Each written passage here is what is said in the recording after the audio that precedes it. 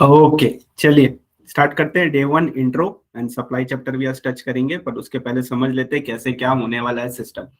Okay, unable to hear, voice clear है मेरी? हाँ, क्लियर है।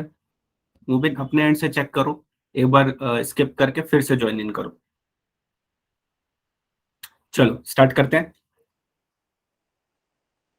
देखो, सबसे पहली चीज जो है, जो आपको स्टडी मटेरियल सबको मेल में मिल गया है, जो लोग ने इनरोल करवाया डेमो वाले छोड़ के, जिन्होंने इनरोल करवाया उन सबको मिल गया है मेल में। यस, मिल गया है।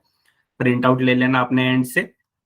ये बेस्ट स्टडी मटेरियल है, ये सफिशिएंट है आपको एग्जामिशन दिलाने के लिए, प्रोवाइडेड अभी जैसे आगे बताने वाला हूं अगर आप वैसे करो तो। स्टडी मटेरियल में आप एक चीज नोटिस करोगे कि जो स्टडी मटेरियल आपको दी गई है वो बहुत ज्यादा स्पेशियस है। स्पेशियस इसलिए रखा गया है उसको, ताकि आपको कोई नोट्स बनाने, आपको कुछ भी लिखना है तो आप वहीं पे लिख लो, ताकि एग्जाम के पहले आपको बस ये 200 पेजेस देखने, इसके अलावा आपको और कुछ नहीं देखना है। तो इसीलिए उसमें काफी सारी जगह दी गई है। कैसे यूज करना है बताऊंगा, डोंट वरी। 1.5 दिन पहले आप इजीली रिवाइज कर पाओगे, ऐसा इसमें कुछ भी नहीं है जो 1.5 दिन पहले आप रिवाइज नहीं कर पाओगे। इनफैक्ट आप इसको 2 बार रिवाइज कर पाओगे, ऐसा मटेरियल है। क्वेश्चन है, अभी साथ साथ जब करेंगे तो उसके बारे में आपको पता चलेगा। सर कुछ कुछ टॉपिक कवर्ड नहीं है, उसको क्या करना है बताऊंगा। सेशन एंड होने से पहले सब बता दूंगा। एबीसी करना जरूरी है क्या? नहीं, एबीसी एनालिसिस करने की कोई नीड नहीं है। चैप्टर का जो सीक्वेंस दिया बस उसी सीक्वेंस में रिवाइज करेंगे तो अल्टीमेटली हम लोग सारे इंपॉर्टेंट चैप्टर्स कर चुके होंगे, एंड अनइम्पॉर्टेंट वाले भी। रिवीजन वीडियो आ जाएगी यूट्यूब पे, आप जानते ही हो। मल्टीपल स्टडी मटेरियल यूज मत करना, जो दिया हूं सिर्फ वही यूज करना। इसके एडिशनली अगर कुछ यूज करना है तो आईसीआई का मटेरियल यूज करना, और कुछ मत करना वरना कंफ्यूज हो जाओगे। एमसीक्यू वगैरह तो अपने कवर कर लेंगे। डाउट का क्या सीन रहेगा? डाउट का सीन ऐसा रहेगा कि जैसे अपने पर्टिकुलर कॉन्सेप्ट खत्म करेंगे, then I will ask you, समझ आया नहीं आया या जो भी है, then you will revert accordingly. Okay. Camera, camera on करना मैंडेटरी नहीं है।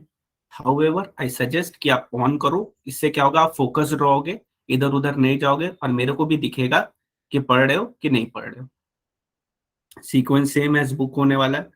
जो फर्स्ट टाइम ज्वाइन कर रहे हैं, ठीक है, फर्स्ट टाइम आईडीटी पढ़ रहे, जीएसटी पढ़ रहे, उनके लिए भी है ये। उनको भी सब कुछ समझ आएगा, ऐसा कुछ नहीं है जो उनको समझ नहीं आएगा। क्वेश्चन हम लोग क्लास में कर लेंगे, होमवर्क और क्लास वर्क के कॉम्बिनेशन में कैसे क्या होगा वो बता दूंगा।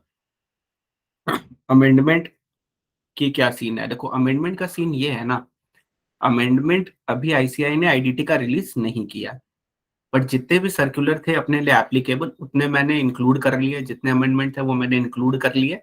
हाउएवर कुछ अमेंडमेंट्स और आएंगे, वो तभी आएंगे जब आईसीआई अपना पीडीएफ रिलीज करेगा, तो ज्यादा नहीं होंगे, 10% होंगे। तो वो अकॉर्डिंगली अपने कर लेंगे, यूट्यूब वगैरह या यहाँ क्लास में ही करवा दूंगा अगर पहले आ गया तो। आपको एक रजिस्टर मेंटेन करना है, उस रजिस्टर, या आप बुक में भी नोट कर सकते हो अगर कर सकते हो तो, बट बेटर है कि आप एक रजिस्टर मेंटेन करो और वहां पे आप लिखो। हाँ नितेश, वही बता रहा हूँ, क्योंकि जो जो पॉइंट्स मैं बोलूंगा वो मैं आपको लिखना पड़ेगा। ये जो एलएमएस है इसमें काफी सारी चीजें हैं, ये सब मैं शेयर कर दूंगा टेलीग्राम ग्रुप में। बट हाउएवर आपको कुछ चीजें ऐसी लगती है, कोई चार्ट है, कोई नोट्स है, तो वो आप साथ साथ लिख लोगे तो ज्यादा बेटर रहेगा और थोड़ा फोकस्ड भी रहोगे। क्योंकि यहाँ अपने क्या करते हैं, एक्टिव लर्निंग, पैसिव लर्निंग नहीं करना है, सिर्फ बैठ के सुनना नहीं है, इंटरेक्ट करना है, इन्वॉल्वमेंट रखनी है आपको। Okay, I am not able to hear, मेरा वॉइस क्लियर है ना? आई होप क्लियर है। सबके एक्सप्रेशन देखे तो लग रहे क्लियर है। हाँ, कैमरा ऑन करो। तुम लोग कैमरा क्यों ऑफ करके रखे हो? टेलीग्राम ग्रुप्स ज्वाइन कर लेना अकॉर्डिंगली, मेल में आ गया होगा सब। सर रिकॉर्डिंग का क्या सीन होगा? रिकॉर्डिंग के लिए अभी ये जैसे क्लास रिकॉर्ड होगी तो यही वाली मैं दूंगा, और इसके साथ साथ मैं एक्सप्लेन भी कर दूंगा मेल में कि इसको कैसे एक्सेस करना है। तो लगे हाथ तो आपका दोनों काम एक साथ हो जाएगा। बट ये सब के लिए कुछ प्री रिक्विजिट्स है। वो ये है कि सबसे पहली बात तो आपको इंटरेक्शन रखना है, बातें करनी है नहीं, बातें नहीं करनी है, क्वेश्चन पूछूंगा आंसर देना है, ठीक है, ये वाली इंटरेक्शन करनी है। सेल्फ स्टडी आपको खुद करना पड़ेगा। आप ऐसा मत सोचो कि आप किसी का भी क्लास ले लो, किसी का भी, बट आपको अगर क्लियर करना है तो आपको सेल्फ स्टडी करना होगा। आप श्री कृष्ण से भी पढ़ के आओगे तो भी आपको सेल्फ स्टडी ही करना होगा एग्जाम निकालने के लिए, और कोई उसका उपाय नहीं है। होमवर्क करने हैं, कैसे करने हैं? जैसे अभी क्लास खत्म हुआ, तो नेक्स्ट क्लास में आने से पहले इस क्लास का होमवर्क कंप्लीट हो जाना चाहिए along with the class work. और कुछ क्वेश्चन हाथ से भी लिखने कैसे क्या बताऊंगा, ये आपको करना है। कंसिस्टेंसी आपको मेंटेन करनी है, बाकी सब मैं संभाल लूंगा, तो कोई दिक्कत नहीं है। यहां तक किसी को कुछ पूछना है? अब प्रोसीड करें क्लास की तरफ। ओके, सब हाथ क्यों खड़े किए हो, हाथ नीचे कर लो।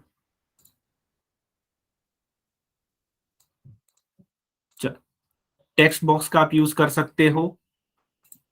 And voice not clear C aspirants, एक काम करो, एक बार लॉग आउट करो और वापस से लॉग इन करो, फिर आएगा। ओके चलो स्टार्ट करते हैं। तो अपना सिलेबस क्या रहने वाला है एग्जैक्टली तो अपना जो सिलेबस रहने वाला है, 100 मार्क्स का पेपर में 75 मार्क्स जीएसटी का होता है, 25 मार्क्स कस्टम का होता है और एफटीपी का होता है। कस्टम 20 मार्क्स का होता है, एफटीपी 5 मार्क्स का होता है, ऐसा बोला जाता है, बट फॉलो हो भी सकता है, फॉलो नहीं भी हो सकता है। ये आईसीआई बोलता है, जरूरी नहीं है कि इसी तरह से पेपर आएगा, but majority of the case में समवेयर मोटा मोटी इसी के हिसाब से पेपर आता है। सर एफटीपी नहीं है बुक में, एफटीपी सेपरेटली प्रोवाइड कर दूंगा मार्च एंड में, 5 मार्क्स का है, नोट्स वगैरह के साथ आपको यूट्यूब पे मिल जाएगा, तो कोई दिक्कत नहीं है उसमें। और जीएसटी एंड कस्टम दोनों हम लोग यहाँ पे कवर करने ही वाले हैं। पेपर क्या होता है, 70-30 होता है, 70 मार्क्स डिस्क्रिप्टिव होता है और 30 मार्क्स जो होता है वो एमसीक्यू होता है। एमसीक्यू वगैरह हम लोग यहीं पे कवर करने वाले हैं। ओके, तो चलिए स्टार्ट करते हैं क्लास की तरफ। किसी को कोई डाउट है? नहीं है? ओके चलो, थैंक यू वेरी मच।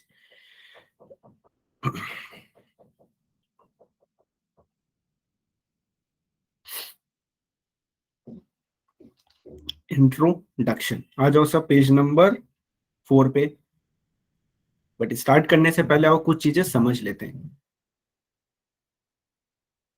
एक डीटी और आईडीटी में डिफरेंस क्या होता है, डायरेक्ट टैक्स और इनडायरेक्ट टैक्स में डिफरेंस क्या होता है, ये सबसे बड़ा बेसिक पॉइंट है। ठीक है, इसको अच्छे से पहले समझते हैं। डीटी के सिनेरियो में क्या होता है, मान लो एक बंदा है और उसने 100 रुपए की अर्निंग की है, a person has earn ₹100। Tax rate है 30%, यानी उसको इनकम टैक्स पे करना है 30% का। तो जो 100 रुपीज की अर्निंग है, उसमें से उस बंदे के पॉकेट में कितना जाता है, तो उस बंदे के पॉकेट में जाता है 70 रुपीज। 30 रुपीज किसके पॉकेट में जाता है, गवर्नमेंट। ओके, तो अगर आप डीटी को ध्यान से देखो, आप जितना कमाओगे आपको उतना टैक्स देना है, बट उतना ही कट के आपके पॉकेट में आएगा, राइट। मतलब अगर यहाँ अगर मैं 200 कर दूं तो उसका 30% हो जाएगा, उसका 30% गवर्नमेंट को जाएगा, रिमेनिंग आपकी पॉकेट में आएगा, यानी ऑलवेज वो 30% का कट रहेगा ही रहेगा गवर्नमेंट के। यानी क्या ये 30% में, जैसे ये 30% ₹30 है, क्या ये मैं कस्टमर से वसूल कर सकता हूँ क्या? नहीं। क्यों नहीं कर सकता हूँ? क्योंकि अगर मैं उससे ये 30 लूंगा तो ये 130 हो जाएगा, फिर इसका 30% लग जाएगा। मतलब there always be a 30% cut, आप कितना भी अमाउंट बढ़ाते चले जाओ। तो ये होता है डीटी, इसको बोलते हैं direct tax. Person who has earned the income is liable to pay that tax. But IDT में सीन अलग है। आईडीटी में क्या होता है, मान लो अगर एक प्रोडक्ट का सेलिंग प्राइस है ₹100, टैक्स रेट है 30%, तो उसकी सेलिंग प्राइस कितनी बनेगी, 130। ऐसा ही होता है, जब भी आप कोई सामान खरीदने जाते हो तो वो इनवॉइस होता है, फिर वो बोलता है सर जीएसटी अलग से लगेगा, फिर वो जीएसटी लगा के आपको टोटल इनवॉइस बताता है और आप टोटल अमाउंट पे करते हो। आप कितना पे करोगे, आप पे करोगे 130, राइट। बट जो सेलर है उसकी पॉकेट में कितना जाएगा, अगर आप देखोगे तो उसकी पॉकेट में तो 100 जाएगा, गवर्नमेंट को 30 मिलेगा, यानी अगर वो 100 में बेचना चाहता है तो वो 100 ही अपने पॉकेट में रखेगा। 30 रुपीज गवर्नमेंट को एडिशनली जाएगा। ये 30 रुपीज कौन दे रहा है, ध्यान से देखो, ये कस्टमर दे रहा है 30 रुपीज, बस डिपॉजिट कर रहा है सेलर। जो एक्चुअल किसकी पॉकेट से निकल रहा है, कस्टमर की, और डिपॉजिट कर रहा है सिर्फ सेलर गवर्नमेंट के पास, और कुछ नहीं है। यानी टैक्स जो होता है वो कस्टमर ही पे करता है, बट जो डिपॉजिट है वो सेलर करता है, गवर्नमेंट के पास जाके जमा कराने की जिम्मेदारी है सेलर की। इसको बोलते हैं इंसिडेंस ऑफ टैक्स को पास ऑन करना। इंसिडेंस ऑफ टैक्स को पास ऑन करना, ये जो 30 रुपीज है ये हमने कस्टमर को पास ऑन किया, और ये 30 रुपीज को सेलर ने बस डिपॉजिट करवा दिया गवर्नमेंट को। तो इसको बोलते हैं इंसिडेंस ऑफ टैक्स को पास ऑन करना। एंड वन मोर थिंग, इसको आपसे हम लोग बोलेंगे पॉकेट कॉन्सेप्ट। तो कभी भी पॉकेट कॉन्सेप्ट आगे आएगा काफी सारे चैप्टरों में, मैं बोलूंगा तो स्ट्रेट अवे आपको हिट कर जाना चाहिए कि मैं इसकी बात कर रहा हूँ, कि कौन किसके पॉकेट से दे रहा है टैक्स, ये चीज क्लियर होनी चाहिए। तो ये चीज आप लोगों को क्लियर हुई? कोई डाउट, कोई सवाल, कोई असमंजस, कि अभी भी सब सो रहे हो? उठो उठो, गुड मॉर्निंग, चाय भिजवा दूं क्या? चलो आ जाओ।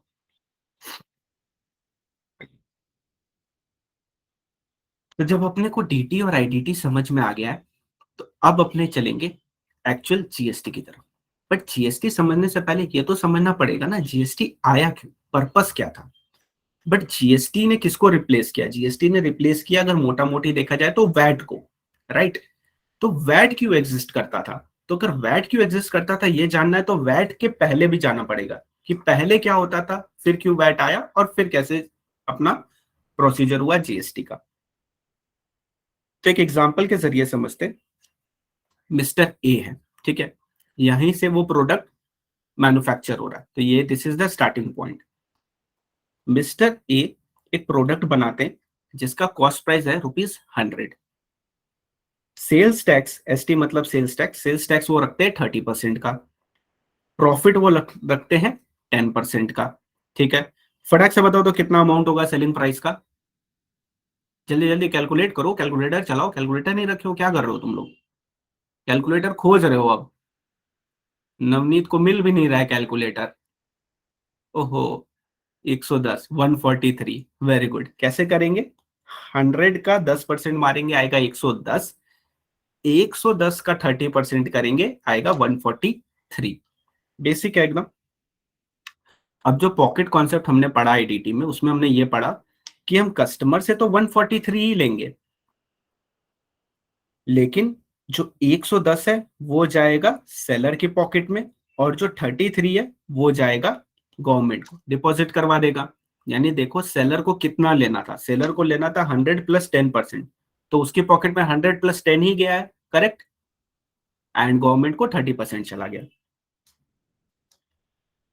अब जो ये 30 रुपीज है ना as a tax, service tax, sales tax, इसको हम लोग बोलते हैं आउटपुट टैक्स। आउटपुट क्यों बोलते हैं? क्योंकि ये मेरे को सेलर के पॉइंट ऑफ व्यू से सोचना, ये सेलर को सेल्स के दौरान हुआ है। सेल्स के दौरान आपको कोई भी जीएसटी या टैक्स लगता है उसको बोलते हैं आउटपुट टैक्स। परचेज के टाइम आपको कोई भी टैक्स लगता है उसको बोलते हैं इनपुट। ओके। और आप आउटपुट में से इनपुट को माइनस कर सकते हो और फिर आप टैक्स पे कर सकते हो। बट वो एरा में अभी हम लोग नहीं है, अभी हम लोग उसके भी पहले वाले एरा में है, जहां पे कोई सेट ऑफ वगैरह नहीं होता है, ठीक है।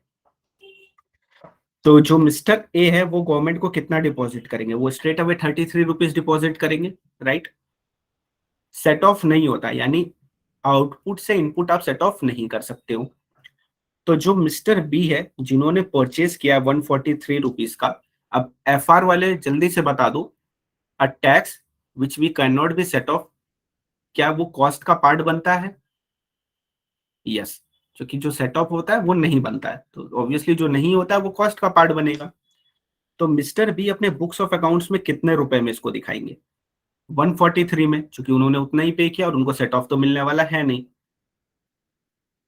So the cost price is ₹143। अब मिस्टर बी भी तो प्रॉफिट चार्ज करेगा ना, फ्री फंड में थोड़ी ना बांटेगा हर चीज। तो अब वो प्रॉफिट चार्ज करेगा, वो प्रॉफिट चार्ज करेगा 12% का, and rate of tax is same 30%। जल्दी से बता दो कितना अमाउंट आएगा अगर उसको सेल करना है तो? 208 सर, हमने पहले ही देख लिया था 208। गुड। अब ये 208 का जो अमाउंट आया है वो हम कस्टमर से कलेक्ट कर लेंगे। सेल कर दिया मिस्टर बी ने, कस्टमर से कलेक्ट किया, सेम वही प्रोसीजर रहेगा, दिस प्लस दिस, ये वाला जो अमाउंट होगा वो चला जाएगा तुम्हारा सेलर की पॉकेट में, और ये जो 30% वाला अमाउंट रहेगा वो चला जाएगा गवर्नमेंट के पॉकेट में। सिंपल, कुछ भी इसमें कॉम्प्लिकेटेड नहीं है। बट कॉम्प्लिकेटेड एक चीज हुई, वो ये हुई कि जो प्रोडक्ट 100 रुपीज का था ना, वो अननेसेसरी 208 रुपए का हो गया। 100 रुपीज का प्रोडक्ट अननेसेसरीली 208 रुपए का हो गया, बिना किसी एडिशन के, एक्सेप्ट प्रॉफिट। प्रॉफिट के एडिशन के अलावा उस प्रोडक्ट में कोई और चेंज नहीं आया, वो जैसा दिखता था वो अभी भी वैसा ही दिख रहा है, सब कुछ वैसा ही चल रहा है। उसके बाद भी उसमें 208 रुपए उसके हो गए। तो इसकी वजह से क्या हुआ? इन्फ्लेशन होने लगा, चीजों का दाम बढ़ने लगा अननेसेसरली। मतलब कुछ एडिशन नहीं हुआ, एक हाथ से दूसरे हाथ में जाते ही चीजों के दाम बढ़ गए। एक चीज और बता देता हूँ कि जैसे ये जो 30% है यानी 48 रुपीज का जो टैक्स बना है वो मिस्टर बी को बेयर करना पड़ेगा। वो मिस्टर बी कस्टमर से कलेक्ट करेंगे और गवर्नमेंट को डिपॉजिट कर देंगे। इनपुट सेट ऑफ नहीं कर सकते तो मिस्टर बी को अल्टीमेट पेमेंट कितना का करना पड़ा, 48 रुपीज का। वो 48 खुद से तो देगा नहीं, क्योंकि आईडीटी में पॉकेट कॉन्सेप्ट लगता है। वो 48 रिकवर करेगा कस्टमर से। तो लॉस किसका हुआ, कस्टमर का। कष्ट से मरा कौन, कस्टमर। ठीक है, अब चलते हैं इसका सोल्यूशन की तरफ। तो इसका सोल्यूशन काफी सिंपल था। अगर मैं एक लाइन में बोलूं तो सबसे सिंपल सोल्यूशन है इसका, इनपुट पे जो भी टैक्स पे किया वो सेट ऑफ करने दे दो। इनपुट पे जो भी मैंने टैक्स पे किया वो मेरे को सेट ऑफ करने दे दो, प्रॉब्लम सॉल्व। बट वो होता कैसे है ये भी तो समझना पड़ेगा। तो अब हम आ गए हैं वैट के एरा में। ठीक है, हम आ गए हैं वैट में। अभी जीएसटी नहीं पहुंचे, अभी वैट में है। ठीक है, पहले सेल्स टैक्स में थे, अब वैट में आए। Same example, mister A, cost price is 100, profit is 10%, VAT is 30%। तो सेलिंग प्राइस बनी 143। सेम वही होगा, 110 सेलिंग प्राइस जो है वो सेलर के पॉकेट में, मिस्टर ए के पॉकेट में। 33 वैट गवर्नमेंट के पॉकेट में। 143 मिस्टर बी से कलेक्ट करेंगे। पूरा सेम, कोई चेंज नहीं, क्योंकि ये जनरेटिंग पॉइंट है। ठीक है, यहीं से सब उत्पन्न हुआ है, तो यहाँ पे कोई चेंज नहीं होगा। मान लेते कोई इनपुट नहीं है, तो 33 पहले भी पे करना पड़ता था, 33 अभी भी पे करना पड़ता है। तो सर फायदा क्या हुआ, फायदा अब होगा। मिस्टर बी, चलो एफआर वालों जल्दी से बताओ। Set off off input is allowed. So अब मिस्टर बी कितना अपने बुक्स ऑफ अकाउंट्स में दिखाएंगे, 143, 33 या 110। सर 33 कैसे दिखा सकते हैं, वेरी गुड, 110। सिंपल है।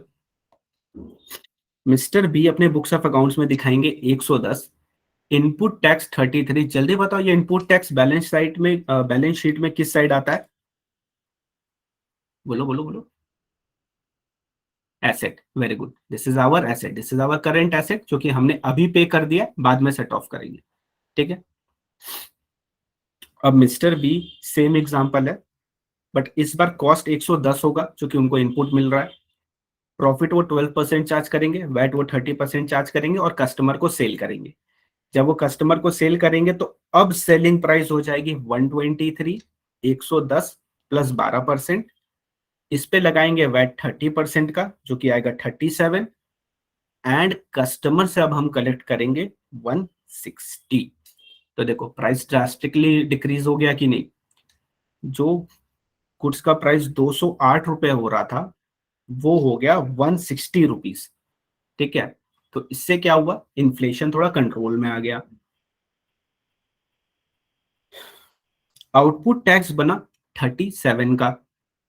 अब मैंने क्या बोला, आउटपुट से इनपुट सेट ऑफ कर सकते हैं। तो मिस्टर बी के लिए इनपुट क्या बनी, तो मिस्टर बी के लिए इनपुट बनी 33 रुपीज की। तो ये 33 रुपीज उन्होंने सेट ऑफ किया। तो net payment ultimately mister B के पॉकेट से, पॉकेट नहीं बोलूंगा, मिस्टर बी ने कितना पेमेंट किया, 4 रुपीज। कस्टमर से कितना कलेक्ट किया, 4 रुपीज। पहले वाले एग्जाम्पल में क्या हो रहा था, कस्टमर से कितना कलेक्ट कर रहे थे, 48 रुपीज। वो ड्रास्टिकली रिड्यूस होके 4 रुपीज में आ गया। तो इससे क्या हुआ, प्राइस भी डिक्रीज हुई, कस्टमर पे बोझ भी नहीं आया और इन्फ्लेशन भी कंट्रोल में हुआ। और इसमें एक मजेदार बात और भी थी कि अगर कस्टमर को भी एलिजिबल फॉर सेट ऑफ, यानी this customer is not the ultimate customer, ये समझ लो मिस्टर सी को ट्रांसफर किया जो कि और आगे बेचेगा, तो उस सिनेरियो में उसको तो सिर्फ 123 रुपीज कॉस्ट पड़ेगी ना। क्यों, क्योंकि 37 तो वो भी इनपुट ले सकता है अगर यहाँ मिस्टर सी होता कस्टमर की जगह, राइट। इसको बोलते हैं वैल्यू एडेड टैक्स। अब इसके नाम पे लिखा हुआ है कस्टमर से 37, मतलब नहीं 37 का तो उसको इनपुट मिलेगा ना, ऐसा बोल रहा हूँ। 37 अगर ये कस्टमर होता, अल्टीमेट कस्टमर नहीं, समझ लो ये होता सी, मिस्टर सी, जो कि और आगे प्रोसीड करेगा इस सेल को, तो उसको तो 123 वो अपने बुक्स में दिखाता ना, और 37 इनपुट दिखाता, तो उसको तो कॉस्ट और कम पड़ जाती। समझो इन्फ्लेशन और कितना डाउन हो जाता, और फिर वो आगे जाके और थोड़ा बढ़ता और बढ़ता। खैर वो आगे समझेंगे, अभी बस इधर देखो। वैट का फुल फॉर्म जल्दी से बता दो क्या होता है, भूल गए। टैक्स, टैक्स होता है value added tax, very good. So the word is value added tax, मतलब we are imposing tax on value, कुछ वैल्यू एडिशन, कुछ एडिशन हुआ है उस पर अपने कोई टैक्स इम्पोज कर रहे हैं, उसको बोलते हैं वैट। तो अगर हम इधर आते हैं तो इसमें बताओ मिस्टर बी वाले एग्जांपल में वैल्यू क्या है, क्या वैल्यू एडिशन हो रहा है, आपके हिसाब से क्या वैल्यू एडिशन हो रही है इसमें?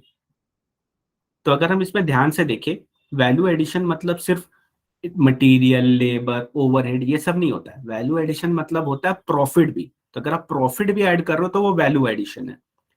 Okay, very good. 13.2 यानी 110 का अगर 12% हम करें तो आया 13.2, 13 आया। This is the value addition.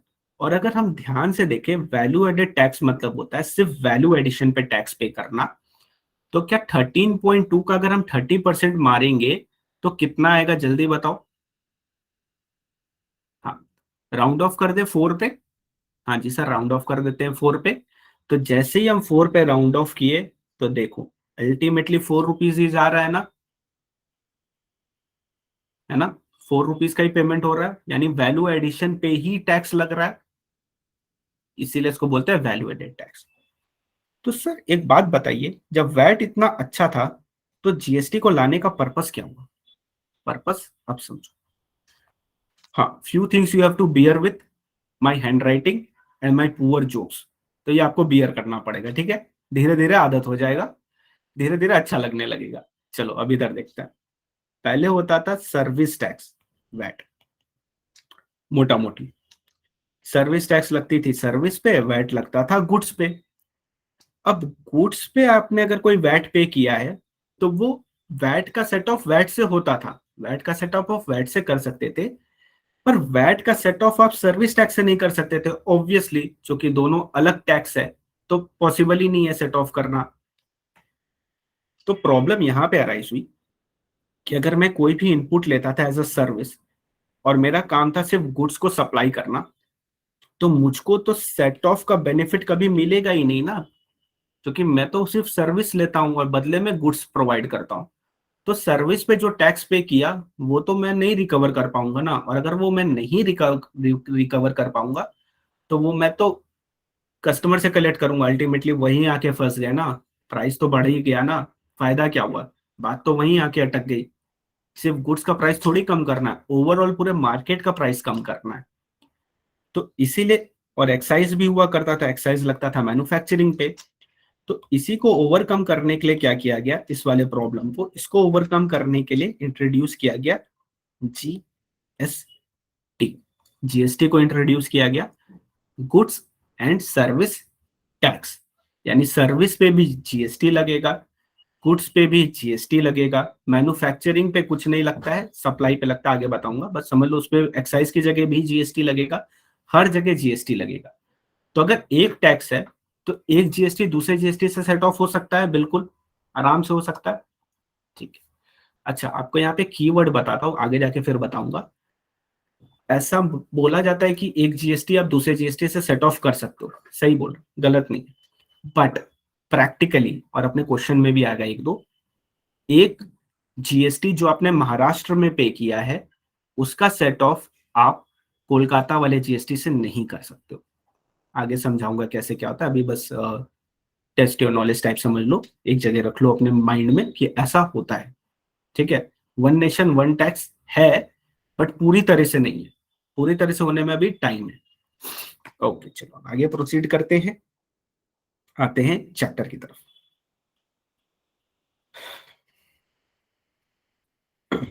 अब प्रॉब्लम कहां से शुरू हुई? प्रॉब्लम शुरू हुई अपनी,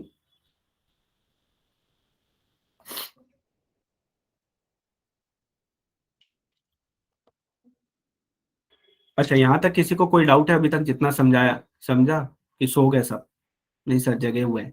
ओके, वेरी गुड। सोना नहीं है, कैमरा ऑन कर लो, नींद आ रही है तो, ठीक है। चलो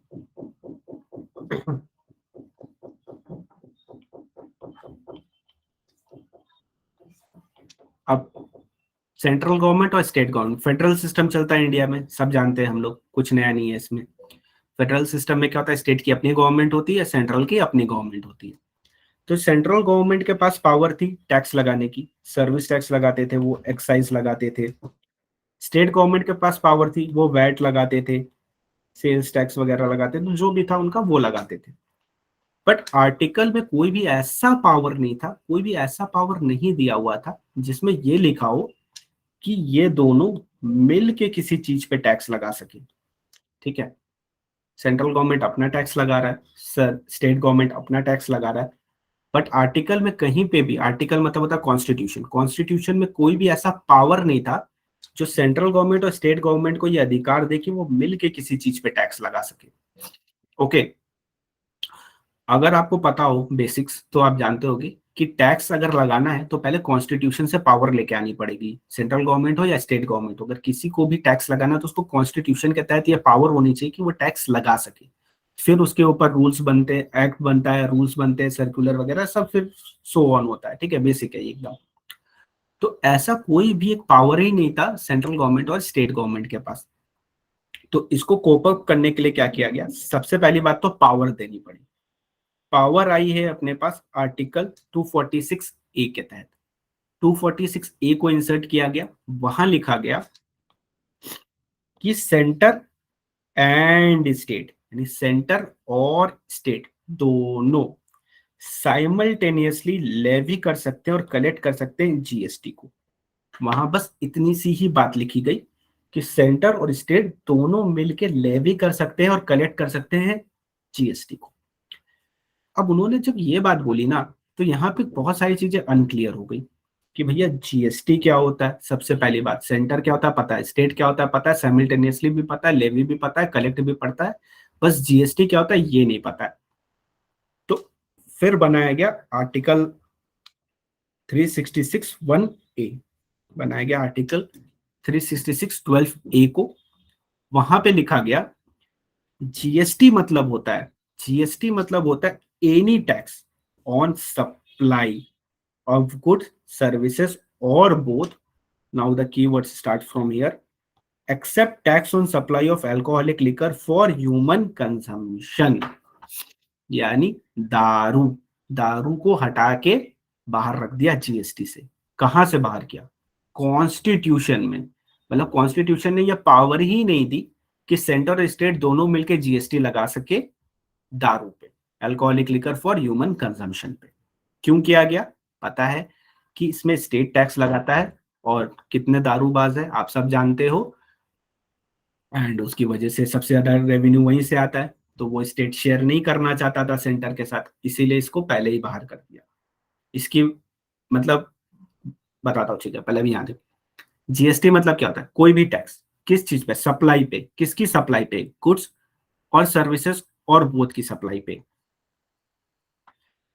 बट इसमें से हमने बाहर कर दिया supply of alcoholic liquor for human consumption. तो यहाँ पे अपने को जो वर्ड्स निकल के आए वो निकल के आया, सप्लाई क्या होती है पहले ये बताओ, टैक्स क्या होता है ये तो पता, सप्लाई क्या होता है ये बताओ, goods and services or both क्या होता है ये बताओ। अगर तुम मेरे को ये दो चीज बता दोगे तो मैं समझ जाऊंगा कि इस पे जीएसटी लगाना है और इस पे टैक्स आएगा। ओके, सिंपल है। फिर यहाँ लिखा है कि जीएसटी जो है एक डेस्टिनेशन बेस्ड टैक्स है। डेस्टिनेशन बेस्ड टैक्स मतलब क्या होता है, देखो जीएसटी में तो स्टेट और सेंटर दोनों मिलके कमाते हैं, फिर अकॉर्डिंगली रेवेन्यू शेयर होता है। बट अगर दो स्टेट के बीच में ट्रांजैक्शन हो रहा है तो कैसे पता चलेगा कि किस स्टेट के साथ सेंटर को शेयर करना है रेवेन्यू, क्योंकि दोनों के साथ तो नहीं कर सकता ना, एक के साथ ही कर पाएगा। तो वो एक कौन होगा, तो वो एक ये होगा decided on the basis of destination, जिसको हम लोग प्लेस ऑफ सप्लाई चैप्टर में और डिटेल में पढ़ेंगे कि डेस्टिनेशन बेस्ड टैक्स क्या होता है, किसको मिलेगा, कैसे शेयर होगा। रेवेन्यू शेयर अपने सिलेबस में नहीं है, ये अपने को नहीं जानना है, वो गवर्नमेंट का डिपार्टमेंट है, उनके पास अपने सॉफ्टवेयर है, वो उसके थ्रू डालते हैं एंड उसके थ्रू वो उसको बाइफरकेट कर लेते हैं आपस में। लेविड एट ऑल स्टेजेस, इसका मतलब क्या होता है, ध्यान से देखो, हमने एक एग्जांपल किया था ना, ए बी सी। देखो हर स्टेज पे लग रहा था, जैसे अपने बी में रुक गए थे, अगर अपने सी में जाते तो सी में भी लगता, डी में जाते डी में भी लगता, जब तक अल्टीमेट कस्टमर तक नहीं पहुंचते तब तक जीएसटी लगता रहता। करेक्ट, वैट का एग्जांपल क्या था, सेम जीएसटी के लिए भी एप्लीकेबल है। Burden of tax is to be borne by final customer, क्या ये चीज सही लिखी हुई है या गलत लिखी हुई है, जल्दी बताओ। सही लिखी हुई है, पॉकेट कॉन्सेप्ट आईडीटी में ऑलवेज यही लगता है। Okay, very good. ठीक, एक बार आप लोग रिवाइज करना, मैं आ रहा हूँ 1 मिनट ना।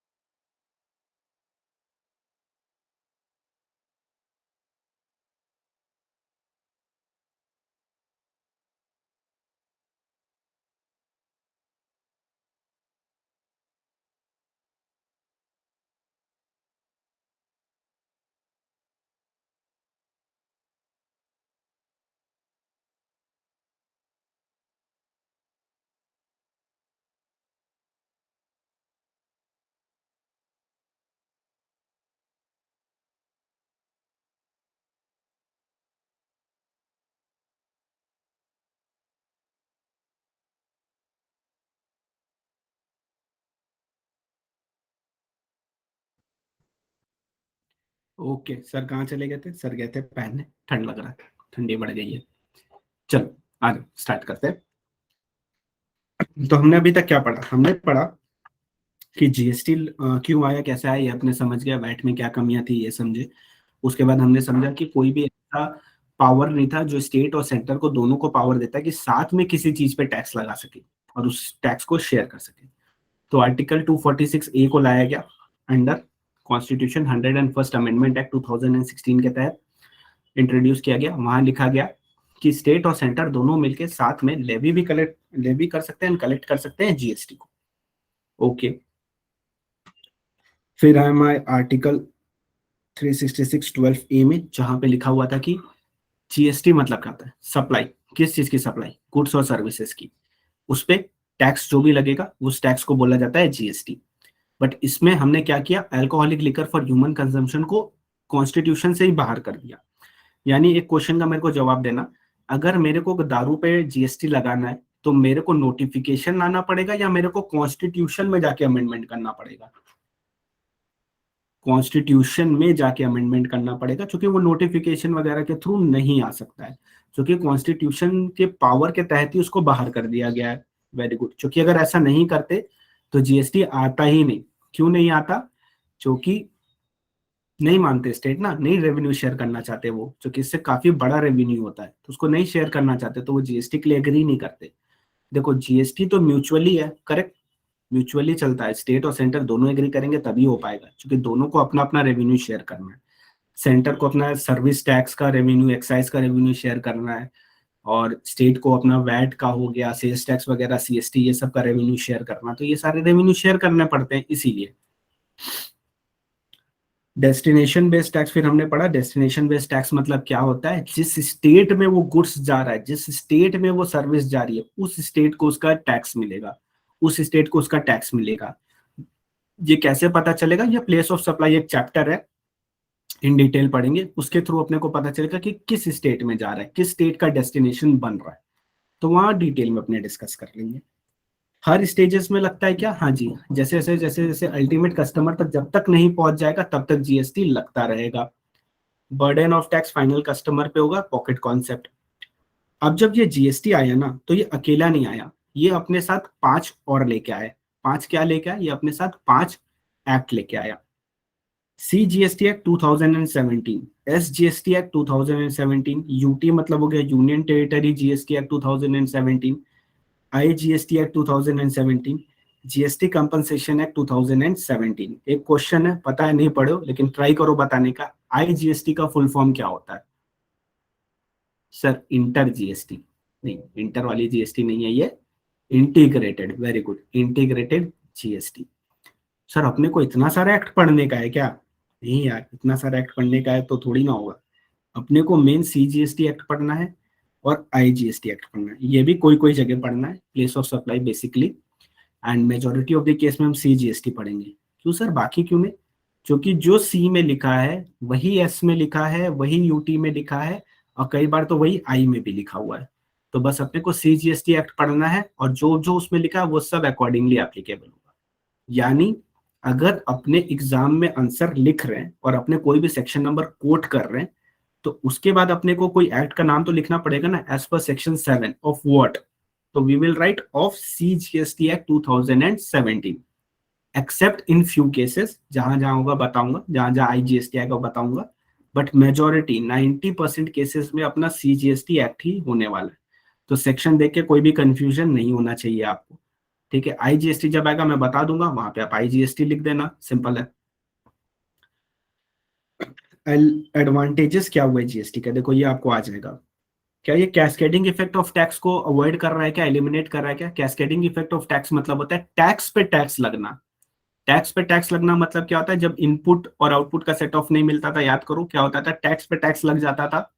तो क्या अपने को ये चीज एलिमिनेट हो जा रही है क्या? वो एग्जाम्पल जो कराया था याद आ रहा है? नहीं सर, कुछ याद नहीं आ रहा, क्या बोल रहा हो? ये वाली एग्जाम्पल की बात करो। इसमें टैक्स कम हो गया था, cascading effect of tax reduce हुआ, टैक्स पे टैक्स नहीं लगा, तो हमने रिड्यूस किया कैस्केडिंग इफेक्ट ऑफ टैक्स, यानी टैक्स पे टैक्स नहीं लगा। ये एक एग्जांपल दिया हुआ है, ये आपको इजीली समझ में आ जाएगा। इसमें वही जो अभी आपने सॉल्व किया ना, ये उसी का ही एग्जांपल है। बट सेकंड वाला क्या होता है, इस वाले एग्जांपल में कि एक कंसल्टेंट है जो कि सर्विस देता है ₹50,000 का, सर्विस देता है, तो वो सर्विस टैक्स चार्ज करता होगा बिफोर GST। 15% मान लो उसका रेट है, तो उसको कितना सर्विस टैक्स जमा करवाना है? 7,500। अब वो परचेज करता है, अगर वो परचेज करता है तो वो वैट पे करता होगा परचेज के टाइम में, बिजनेस के लिए कुछ चीज अगर परचेज करता है तो उसने 20,000 की ऑफिस सप्लाई परचेज की, जिसके लिए उसने 5% वैट पे किया, यानी 1,000 रुपीज। अब can VAT be set off against service tax, और service tax can be set off against VAT? No, not possible, क्योंकि दोनों अलग अलग टैक्स है, एकदम भी पॉसिबल नहीं है। तो इसकी वजह से जो कंसल्टेंट है उसका नेट आउटफ्लो कितना हुआ? 8,500। 8,500 कैसे? ये 7,500 पहले सर्विस टैक्स का पे करेगा और 1,000 वो वैट का पे करेगा, ठीक है। तो 8,500 हो गया। सर ये पे कैसे कर रहा है, ये तो वो परचेज कर रहा है ना। अरे परचेज किया होगा तो उसी उससे जिससे उसने परचेज किया वो अपने पॉकेट से थोड़ी देगा, वो तो इसी से ही कलेक्ट करेगा ना, पॉकेट कॉन्सेप्ट के थ्रू। तो अल्टीमेटली तो इसके पॉकेट से ही गया ना। और ये 1,000 वसूल करने के लिए वो क्या करेगा, ये जो 1,000 की उसने वैट पे किया उसको वसूल करने के लिए वो कस्टमर से लेगा ना, तो कस्टमर को जाके चार्ज करेगा। तो इन्फ्लेशन हो गया, प्रॉब्लम तो वहीं आके अटक गई ना। अपने को तो प्राइस कम करना, अपने को प्राइस बढ़ाना थोड़ी ना है। मेन टारगेट गवर्नमेंट का ये था। तो वैट GST को इंट्रोड्यूस किया गया। अब GST अगर होता तो रेट मान लो 18% है GST का, सर्विस पे 9,000 की लगती। हमने जो इनपुट परचेज किया है उसमें 5% का GST लगता, उसमें 5% का GST लगता तो होता 1,000। तो नेट GST पेबल कितना होता? 8,000 रुपए। देखो 500 रुपए सेव हो गए, करेक्ट। 500 से वो प्राइस कम हो जाती है उसकी ऑफरिंग की, वो जो भी ऑफर करता है कंसल्टेंट, इसीलिए GST को लाया गया। सर ये रेट याद करना है क्या? नहीं, बिल्कुल याद नहीं करना, एग्जाम में दिया रहेगा, अननेसेसरी बर्डन नहीं लेना है। फिर भी बेसिक रेट होता है 18%, 5%, ये थोड़े बहुत लर्न होने चाहिए, क्योंकि आपको कहीं बोलना भी पड़ेगा। तो आप कैसे बोलोगे, तो आप बोलोगे 18% लगता है, 5% लगता है। हायर थ्रेशोल्ड फॉर रजिस्ट्रेशन, ये रजिस्ट्रेशन चैप्टर पढ़ेंगे तो उसके बाद ही समझेगा। कॉम्पोजिशन स्कीम सेपरेट चैप्टर है, समझ में आ जाएगा। Simple and easy online procedure है, ये तो आप लिख ही लोगे, कोई बड़ी बात नहीं है इसमें।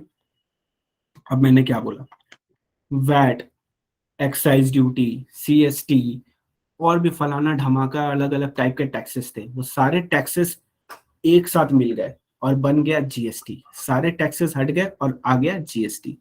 बट आज भी कुछ टैक्सेस है जो नहीं हटे हैं, यानी वो सेपरेटली लगते हैं, वो GST के अंदर नहीं आते। कौन से वो टैक्स हो गए? सबसे पहला हो गया कस्टम ड्यूटी। ये अपना चैप्टर भी है, इसको अपने करेंगे भी। कस्टम ड्यूटी क्यों लगता है? इंपोर्ट एक्सपोर्ट वगैरह पे लगता है। तो कस्टम ड्यूटी GST का पार्ट नहीं है। Custom duty is a separate act, custom act, and GST is a separate act, दोनों मर्ज नहीं हुए। स्टैंप ड्यूटी पता है इमोरल प्रॉपर्टी के केस में लगता है, ये भी मर्ज नहीं हुआ। व्हीकल टैक्स मर्ज नहीं हुआ। Excise on liquor, excise on liquor क्यों लिखा हुआ है? क्योंकि लिकर तो वैसे भी बाहर है तो उस पर एक्साइज लगता है, तो वो भी मर्ज नहीं हुआ। Tax on sale of consumption of electricity, electricity के कंजम्पशन के लिए जो भी टैक्स आप पे करते हो, इलेक्ट्रिसिटी टैक्स, वो भी मर्ज नहीं हुआ। इंटरटेनमेंट टैक्स भी मर्ज नहीं हुआ, यानी मूवी टिकट जब खरीदते हो तो आप देखोगे उसमें इंटरटेनमेंट टैक्स और जीएसटी दोनों लग के आता है।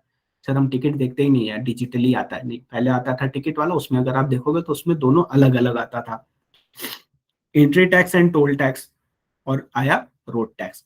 तो ये टैक्सेस सब्स्यूम नहीं हुए। चलो फटाफट लर्न भी कर लेते हैं, बात के लिए क्यों रखना है।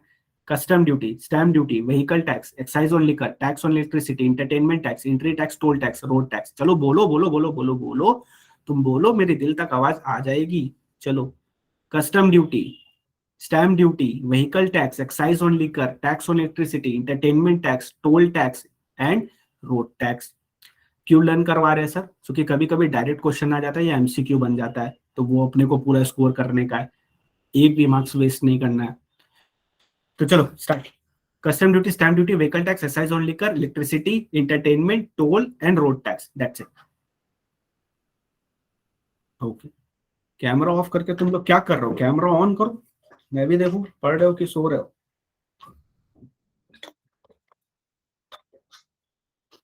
मूबिन सुबह ही सुबह पहुंच गया लाइब्रेरी, सुबह ही लाइब्रेरी खुल जाती है तुम्हारे यहाँ।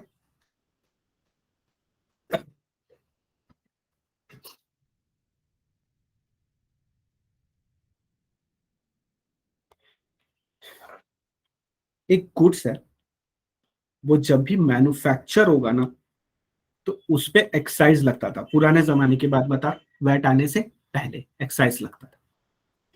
फिर जब वो चेन में आगे बढ़ता था, डीलर्स लोग के पास, होलसेलर के पास, ट्रेडर के पास, फिर कस्टमर के पास, तो उस दौरान उस पे वैट लगता था। एक गुड्स मैन्युफैक्चर हुआ, उस पे लग गई एक्साइज, पैदा होते ही उस पे एक्साइज लग जाएगी।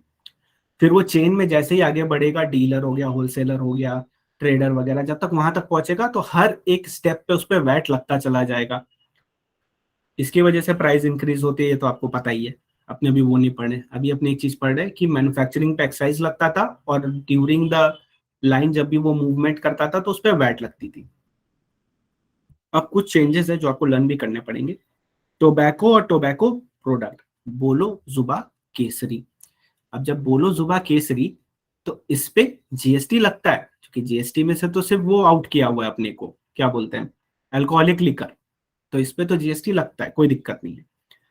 लेकिन इस पे एक्साइज ड्यूटी भी लगती है। यानी अगर आप टोबैको उगा रहे हो, प्रोडक्ट मतलब अगर आप प्लांटेशन वगैरह भी करते हो, तो भी टोबैको के लिए आपको एक्साइज पे करना पड़ेगा, या आप टोबैको प्रोड्यूस कर रहे हो या कुछ भी आप टोबैको से रिलेटेड प्रोडक्शन में हो, तो एक्साइज ड्यूटी उस प्रोडक्शन में आपको पे करनी पड़ेगी।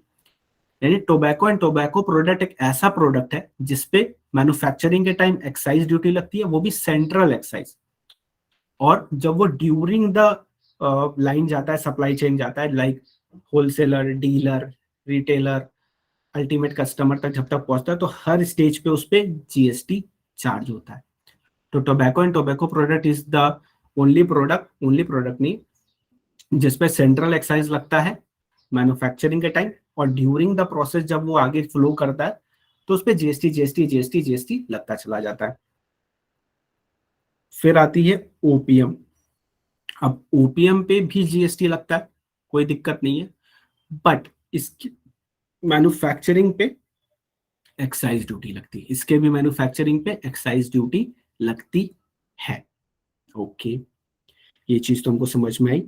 इससे सर हमको एक चीज ये समझ में आ गया कि गवर्नमेंट को दारू, गुटखा और ओपीएम ये सबसे बहुत ज्यादा प्यार है, ठीक है, इसी की वजह से इसको सेपरेट ट्रीटमेंट मिलता है, अलग ट्रीटमेंट मिलता है, तो इस तरह तुम इसको लर्न कर सकते हो। सर कोई शॉर्टकट बताइए ना। अरे बिल्कुल, यहाँ शॉर्टकट ही शॉर्टकट है, ये रहा आपका शॉर्टकट। तो टोबैको पे क्या लगता है? जीएसटी, जब वो ड्यूरिंग द लाइन आगे बढ़ता है, बट उसके प्रोडक्शन पे लगता है सेंट्रल एक्साइज। ओपीएम पे क्या लगता है? प्रोडक्शन पे स्टेट एक्साइज लगता है, स्टेट एक्साइज, और ड्यूरिंग द लाइन जब वो आगे बढ़ता है तो उस पे लगती है जीएसटी। लिकर यानी दारू पे क्या लगता है? दारू पे लगता है स्टेट एक्साइज, याद रखना स्टेट एक्साइज लगता है, और ड्यूरिंग द लाइन जब वो बढ़ता है तो देखो वैट लग रहा है। वैट क्यों लग रहा है? Because alcoholic liquor for human consumption को आर्टिकल के तहत ही बाहर कर दिया गया है जीएसटी से। It is not included in GST, इसीलिए उस पर तो वैट लगेगा। तो वैट सिर्फ और सिर्फ दारू पे लग रहा है एट प्रेजेंट। नहीं, ऐसा नहीं है, और पे भी लगता है, बट एग्जाम के लिए अपने को सिर्फ यही लर्न करना है।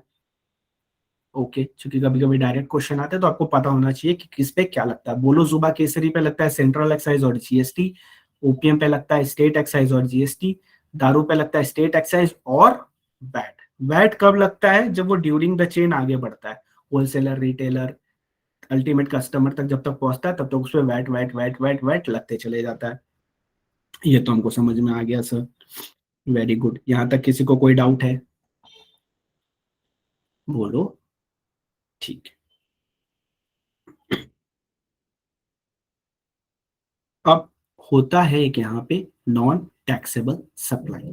नॉन टैक्सेबल सप्लाई नाम से ही समझ में आ जा रहा होगा, वैसा सप्लाई जिसपे टैक्स नहीं लगता है। कौन सा टैक्स? जीएसटी, क्योंकि वही पढ़ रहे हैं तो जीएसटी नहीं लगता। तो कौन सा ऐसे टैक्स है जिसपे जीएसटी नहीं लगता है? तो देखो ये अलग से मैं लिखा हूं, बता रहा हूं कैसे। ये जो प्रोडक्ट है ना, ये देखो पेट्रोल से रिलेटेड प्रोडक्ट है, पेट्रोल डीजल वगैरह से रिलेटेड। तो ये पेट्रोलियम प्रोडक्ट है जो ये 5, इनको अभी इस पे जीएसटी नहीं लगता है। अभी इस पे जीएसटी नहीं लगता है, बट फ्यूचर में लगेगा। अभी इसमें जीएसटी नहीं लगता बट फ्यूचर में लगेगा, और वो लगाने के लिए सिर्फ नोटिफिकेशन पास ऑन करना है।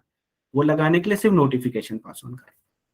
ये जो एक्स्ट्रा वन है, alcoholic liquor for human consumption, इस पे भी अभी जीएसटी नहीं लगता है। लेकिन इसमें डिफरेंस क्या है कि अगर फ्यूचर में लगाना है तो आर्टिकल अमेंड करना पड़ेगा। पहले 5 पे तो तुम नोटिफिकेशन के थ्रू लगा दोगे, गवर्नमेंट आएगी एक नोटिफिकेशन निकालेगी कि कल से नेचुरल गैस पे जीएसटी लगेगा, लगना शुरू। बट अगर दारू पे लगाना है तो उनके लिए पहले उनको आर्टिकल अमेंड करना पड़ेगा, उसके बाद ही वो फिर दारू पे नोटिफिकेशन के थ्रू लगा सकते हैं, अदरवाइज वो नहीं लगा पाएंगे। बट इसको हम लोग ऑलवेज इंक्लूड करेंगे नॉन टैक्सेबल सप्लाई में। लर्न करने का तरीका 5+1 ऑलवेज, ठीक है। +1 कौन सा हो गया? ये अल्कोहलिक लिकर, चूंकि आर्टिकल के तहत बाहर है। और 5 क्या हो गया? बिल्कुल लर्न हो जाएगा, कोई दिक्कत नहीं है। Petroleum crude, petrol, ETF aviation turbine fuel, natural gas, high speed diesel. Petroleum crude, petrol, ETF, natural gas, high speed diesel, 5+1 क्या हो गया? Alcoholic liquor for human consumption. यानी 6 ऐसे प्रोडक्ट हैं जिनको हम बोलते हैं non taxable supply. Non taxable मतलब क्या हो गया? उस पे जीएसटी नहीं लगेगा। जो फर्स्ट 5 है उन पे लगेगा, फ्यूचर में लग सकता है, नोटिफिकेशन के थ्रू चाहे तो ला सकता है। एंड अल्कोहलिक लिकर पे लगाना तब तो फिर आर्टिकल अमेंड करना पड़ेगा जाके, तभी हो पाएगा। तो 5+1 is the non taxable supply. क्या होते हैं? Petroleum crude, petrol, ETF, natural gas, high speed diesel and दारू। 5+1। बोलो क्या कर रहे हो सब? चलो। Petroleum crude, petrol, ETF, natural gas, high speed diesel and दारू। सर आप लर्न क्यों करवा रहे हो बच्चों की तरह हम लोग को? क्योंकि यही आंसर आपके माइंड में घूमेगा जब आप एग्जाम दोगे। अभी नहीं समझ में आएगा इसका इफेक्ट। इसका इफेक्ट आपको तब समझ में आएगा जब आप एग्जाम लिख रहे होगे मई में। तो अभी यहाँ फोकस करो, अच्छे से पढ़ो, जैसे बता रहा हूँ वैसे करो, काम आएगा। थोड़ा अलग तरीका है लेकिन इफेक्टिव तरीका है। चलो, petroleum crude, petrol, ETF, natural gas, high speed diesel and alcoholic liquor for human consumption, this is called non taxable supply. 5+1। Non-taxable supply means supply of goods or services or both which is not leviable to tax under GST, SGST, UTGST या IGST। किसी भी GST act के तहत वो नहीं लगता है। Only those supplies that are excluded from the scope of taxation under GST are covered within the definition। और इसमें alcoholic liquor for human consumption को एड ऑन कर दिया। तो 1+5 पेट्रोलियम प्रोडक्ट, 5+1 हो गया। तो ये 5 जो अल्कोहलिक है ये तो कॉन्स्टिट्यूशन के तहत ही बाहर है, और ये जो 5 प्रोडक्ट है ये टेम्परली आउट ऑफ स्कोप रखा गया है। कभी भी ला सकता है नोटिफिकेशन के तहत, जब मन करे तब। ठीक है, ओके। एक बहुत बड़ा कंफ्यूजन होगा आपको आगे जाके, इसलिए वो अभी क्लियर कर देता हूँ। 3 प्रकार के होते हैं: nil rated, exempt, zero rated, non taxable. Nil rated, exempt, zero rated, non taxable.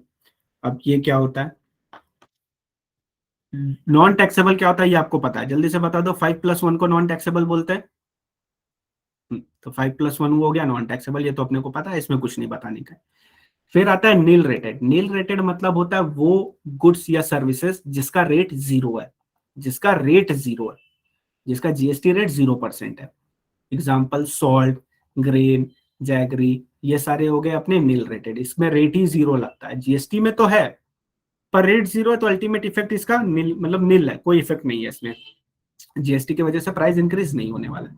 Salt वगैरह हो गया, ग्रेन हो गया, ये सब जरूरी सामान है, इसीलिए इसको इसमें रखा गया है। एग्जेम्प्ट, एग्जेम्प्ट मतलब क्या होता है?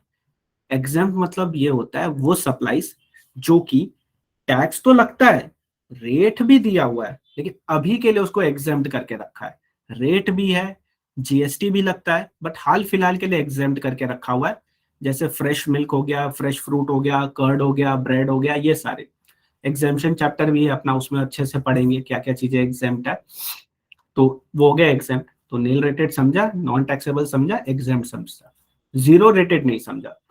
तो सर जीरो रेटेड क्या होता है? जीरो रेटेड मतलब होता है जिसमें टैक्स तो है, टैक्स का रेट लिखा हुआ है। नील रेटेड में तो जीरो रेट लिखा होता है, पर जीरो रेटेड में जीरो रेट नहीं लिखा होता है, टैक्स का रेट होता है, टैक्स का रेट गिवन होता है। बट बोला जाता है कि अगर तुम इसको एक्सपोर्ट करोगे ना तो तुमको 0% टैक्स पे करना है। अगर तुम इसको एक्सपोर्ट करोगे तो 0%, अगर इंडिया में सप्लाई करोगे तो जो टैक्स रेट दिया है उससे पे करना पड़ेगा, एक्सपोर्ट करोगे तो 0%। एक्सपोर्ट पे भी लगता है क्या सर? हाँ, एक्सपोर्ट पे लगता है ना, पढ़ेंगे ना आगे जाके। तो हो गया 0%। होम कंजम्पशन में टैक्सेबल, एक्सपोर्ट में it is not taxable. Not taxable नहीं बोलते, जीरो रेटेड बोलते हैं, जीरो रेट लगेगा। नॉट टैक्सेबल और जीरो रेटेड और नील रेटेड एग्जाम्प्ट ये क्यों देता है सर? स्ट्रेट अवे बोल देना नॉन टैक्सेबल, नहीं डिफरेंस। नॉन टैक्सेबल के केस में क्या होता है? नॉन टैक्सेबल के केस में तो उस पर जीएसटी लगता ही नहीं, तो वो आउट ऑफ स्कोप। एग्जेम्प्ट मतलब क्या होता है? जीएसटी लगता है, हाल फिलहाल के लिए एग्जेम्प्ट किया चूंकि जरूरी है। मिल्क हो गया, बटर वगैरह ये सब हो गया, ये सब जरूरी है, ठीक है, एग्जेम्प्ट करना, इसलिए उसको एग्जेम्प्ट करके रखा है। नील रेटेड में 0% रेट लिखा हुआ है ताकि तुम सप्लाई, जैसे तुम 0%, ठीक है आगे समझेगा, आगे एक चैप्टर आएगा उसमें समझते हैं, पहले डिटेल में बस समझो। 0% लिखा हुआ है और जीरो रेटेड में भी 0% लिखा है, पर जीरो रेटेड में 0% तभी लगेगा जब वो आप उसको एक्सपोर्ट करोगे, अदरवाइज जो भी नॉर्मल रेट है वो आपको चार्ज हो जाएगा। आगे एग्जाम्पल के थ्रू समझेंगे, अभी इधर आ जाओ। अब मेरे को एक बात बताओ, सेंटर एंड स्टेट, इन लोग का आपस में पटता है क्या? आज तक देखो कभी पटते हुए नहीं। तो एक मिडिल मैन चाहिए ना, जो बना के रखे, व्यवहार बना के रखे, प्यार बना के रखे। तो वो कौन होगा? तो उसके लिए आया GST council.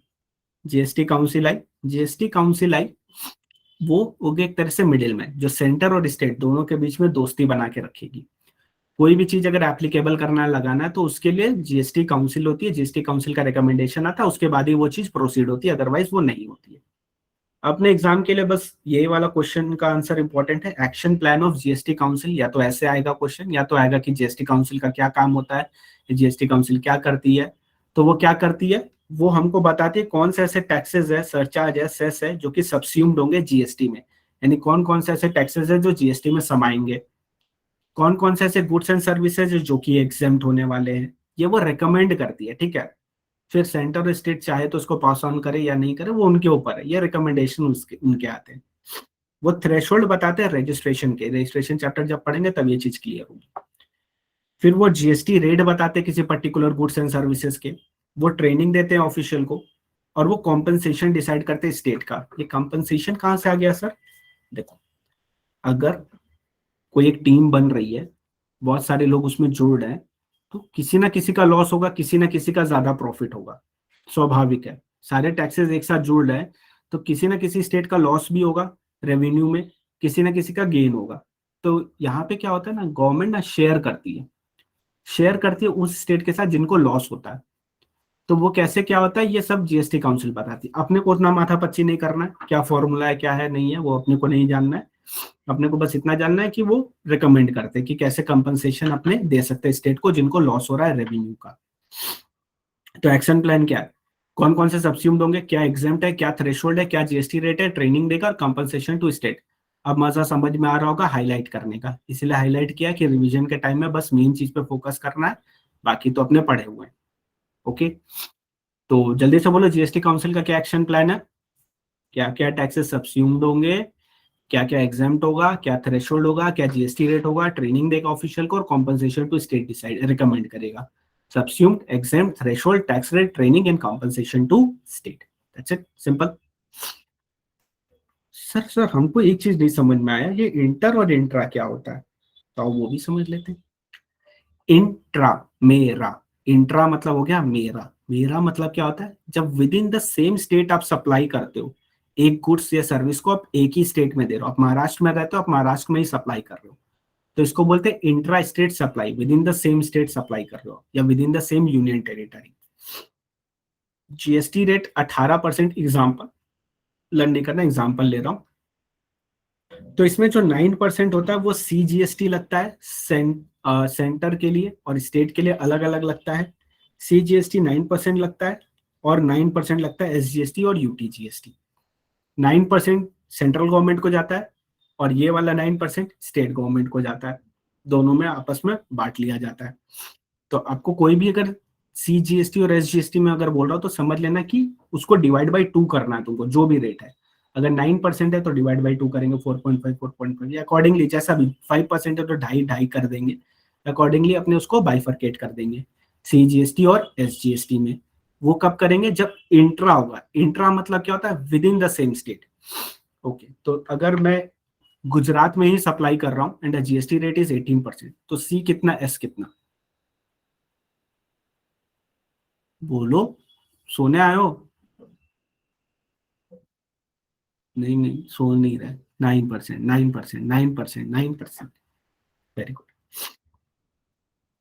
Inter state, inter state, inter caste marriage होता है जैसे, वैसे इंटर स्टेट, एक कास्ट में दूसरे, तो इंटर बोलते हैं। सिमिलरली इंटर स्टेट मतलब क्या हो गया, एक स्टेट से दूसरे स्टेट के बीच में जब ट्रांजैक्शन होता है, सप्लाई होती है। तो उस सिनेरियो में अगर 18% है ना, तो ये पूरा का पूरा 80% IGST, integrated goods and service tax करके सेंट्रल गवर्नमेंट के पास चला जाता है। किसके पास जाता है, सेंट्रल गवर्नमेंट के पास। फिर सेंट्रल गवर्नमेंट क्या करती है, पीओएस वगैरह का हेल्प कर लेती है, और ये जानती है कि किस स्टेट को अपने को कितना रेवेन्यू शेयर देना है, फिर अकॉर्डिंगली उस स्टेट को वो उतना रेवेन्यू शेयर दे देते हैं।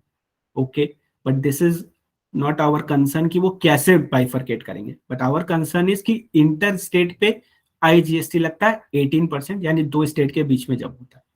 तो मान लो अगर मैं कोलकाता से गुजरात में कुछ सप्लाई कर रहा हूं, तो मैं जो बिल है उस बिल में कौन सा टैक्स रेट लगाऊंगा, सीजीएसटी, एसजीएसटी या IGST?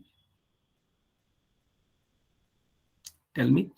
If I am supplying in Gujarat, very good, I GST लगाएंगे, आईजीएसटी। एंड अगर रेट मान लो 5% है, तो बिल में कितना दिखाएंगे, 5% या ढाई प्लस ढाई दिखाएंगे? 5% दिखाएंगे। 2.5 नहीं करेंगे सर, क्योंकि वो इंटर स्टेट सप्लाई है, इंट्रा स्टेट सप्लाई नहीं है। आशा करता हूँ ये वाली चीज समझ में आ गई होगी, एकदम क्लियर, क्योंकि आगे जाके ये आने वाला है अपने सिलेबस में। वेरी गुड, क्या बात है। इंटरेक्ट करो, चलो। इंटरेक्ट करने से तुम लोग भी फोकस रहोगे, और मुझे भी दिखेगा पढ़ रहे हो कि नहीं। पता होगा ना, जम्मू एंड कश्मीर और लद्दाख वाला और दिल्ली वाला चेंजेस हुए थे, दादर नागर एंड हवेली। 2019 के पास शायद कुछ चेंजेस हुआ था, या 20 में हुआ था। उसमें हुआ क्या था बताता हूँ। देखो, पहले तो याद रखो, दिल्ली, जम्मू एंड कश्मीर एंड पुडुचेरी जो होता है, ये इसमें सीजीएसटी लगता है, सॉरी एसजीएसटी लगता है, ठीक है। इसमें यूटी जीएसटी नहीं लगता, ये यूनियन टेरिटरी है, लेकिन फिर भी इसमें एसजीएसटी लगता है। यूनियन टेरिटरी है, स्टिल इसमें एसजीएसटी लगेगा, ऐसा नोटिफिकेशन आया था, उसके तहत ये बोला गया कि दिल्ली में भी एसजीएसटी लगेगा, जम्मू एंड कश्मीर में भी लगेगा, पुडुचेरी में भी एसजीएसटी लगेगा। ये किसी पेज पे नहीं है, ये एलएमएस में मैं शेयर कर दूंगा, don't worry. Ladakh, Dadar and Nagar Haveli and Daman and Diu. पहले क्या होता था, दादर एंड नागर हवेली और दमन एंड दीव, ये दोनों अलग अलग होते थे, ठीक है, ये अलग था, वो अलग था। अब इनको मर्ज कर दिया गया, Dadar and Nagar Haveli and Daman and Diu एक हो गए। ओके। जम्मू एंड कश्मीर और लद्दाख पहले आपको पता होगा एक होता था, इसको अलग कर दिया, जम्मू एंड कश्मीर अलग, लद्दाख अलग। लद्दाख पे लगता है UT GST, union territory GST, Dadar Nagar Haveli and Daman and Diu दोनों पे यूटी जीएसटी लगता है। अब दोनों एक है, तो इसकी वजह से डिफरेंस क्या है, इम्पैक्ट क्या पड़ेगा? तो इसका जो इम्पैक्ट पड़ेगा वो ये पड़ेगा कि अगर आप सप्लाई करते हो दादर एंड नागर हवेली में और दमन एंड दीव में, ठीक है, दादर एंड नागर हवेली से आप माल भेज रहे हो दमन एंड दीव, तो जल्दी से बताओ इंटर होगा कि इंट्रा होगा?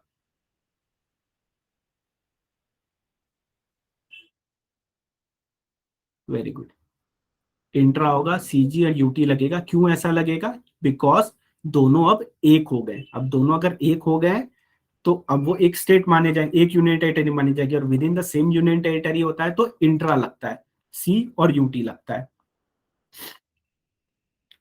अब जम्मू एंड कश्मीर और लद्दाख के बीच में अगर कोई ट्रांजैक्शन होगा तो उस पर क्या लगेगा, इंटर या इंट्रा?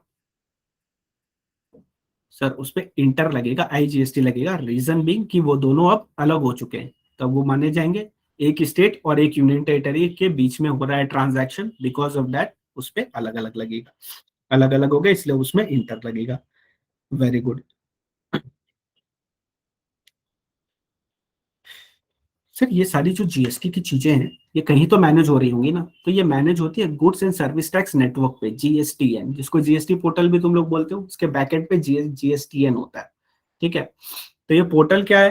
ये पोर्टल से रिलेटेड आपको बस एक बेसिक नॉलेज चाहिए कि एक non government private limited company है, टेक्नोलॉजिकल बैकबोन है जीएसटी का, यानी जीएसटी पूरा जो टेक्नोलॉजिकली मैनेज हो रहा है इसके थ्रू ही हो रहा है। इसका एक रोबस्ट सेटलमेंट मैकेनिज्म है। याद करो मैंने बोला था ना आईजीएसटी जो होता है वो बाइफरकेट होता है, तो आईजीएसटी कैसे बाइफरकेट होता है ये वही समझेंगे, अपने को उसमें माथा पच्ची नहीं करना। उनका एक सिस्टम है, उसमें वो फीड करेंगे, उनको आंसर मिल जाएगा, वो बांट देंगे स्टेट में। This is possible only when there is a strong IT infrastructure and service backbone which enable capture, processing and exchange of information amongst the stakeholders. As a result, GSTS has been set up. Goods and service tax network को इसीलिए setup किया गया ताकि backbone हो, technological backbone हो अपने को। Okay, सो यहाँ खत्म होता है अपना चैप्टर नंबर 1। किसी को भी चैप्टर नंबर 1 पे डाउट है तो बताओ, मैं माइक ऑन करता हूँ। चलो बोलो। नहीं सर कोई डाउट नहीं है, माइक क्यों ऑन कर दिया आपने?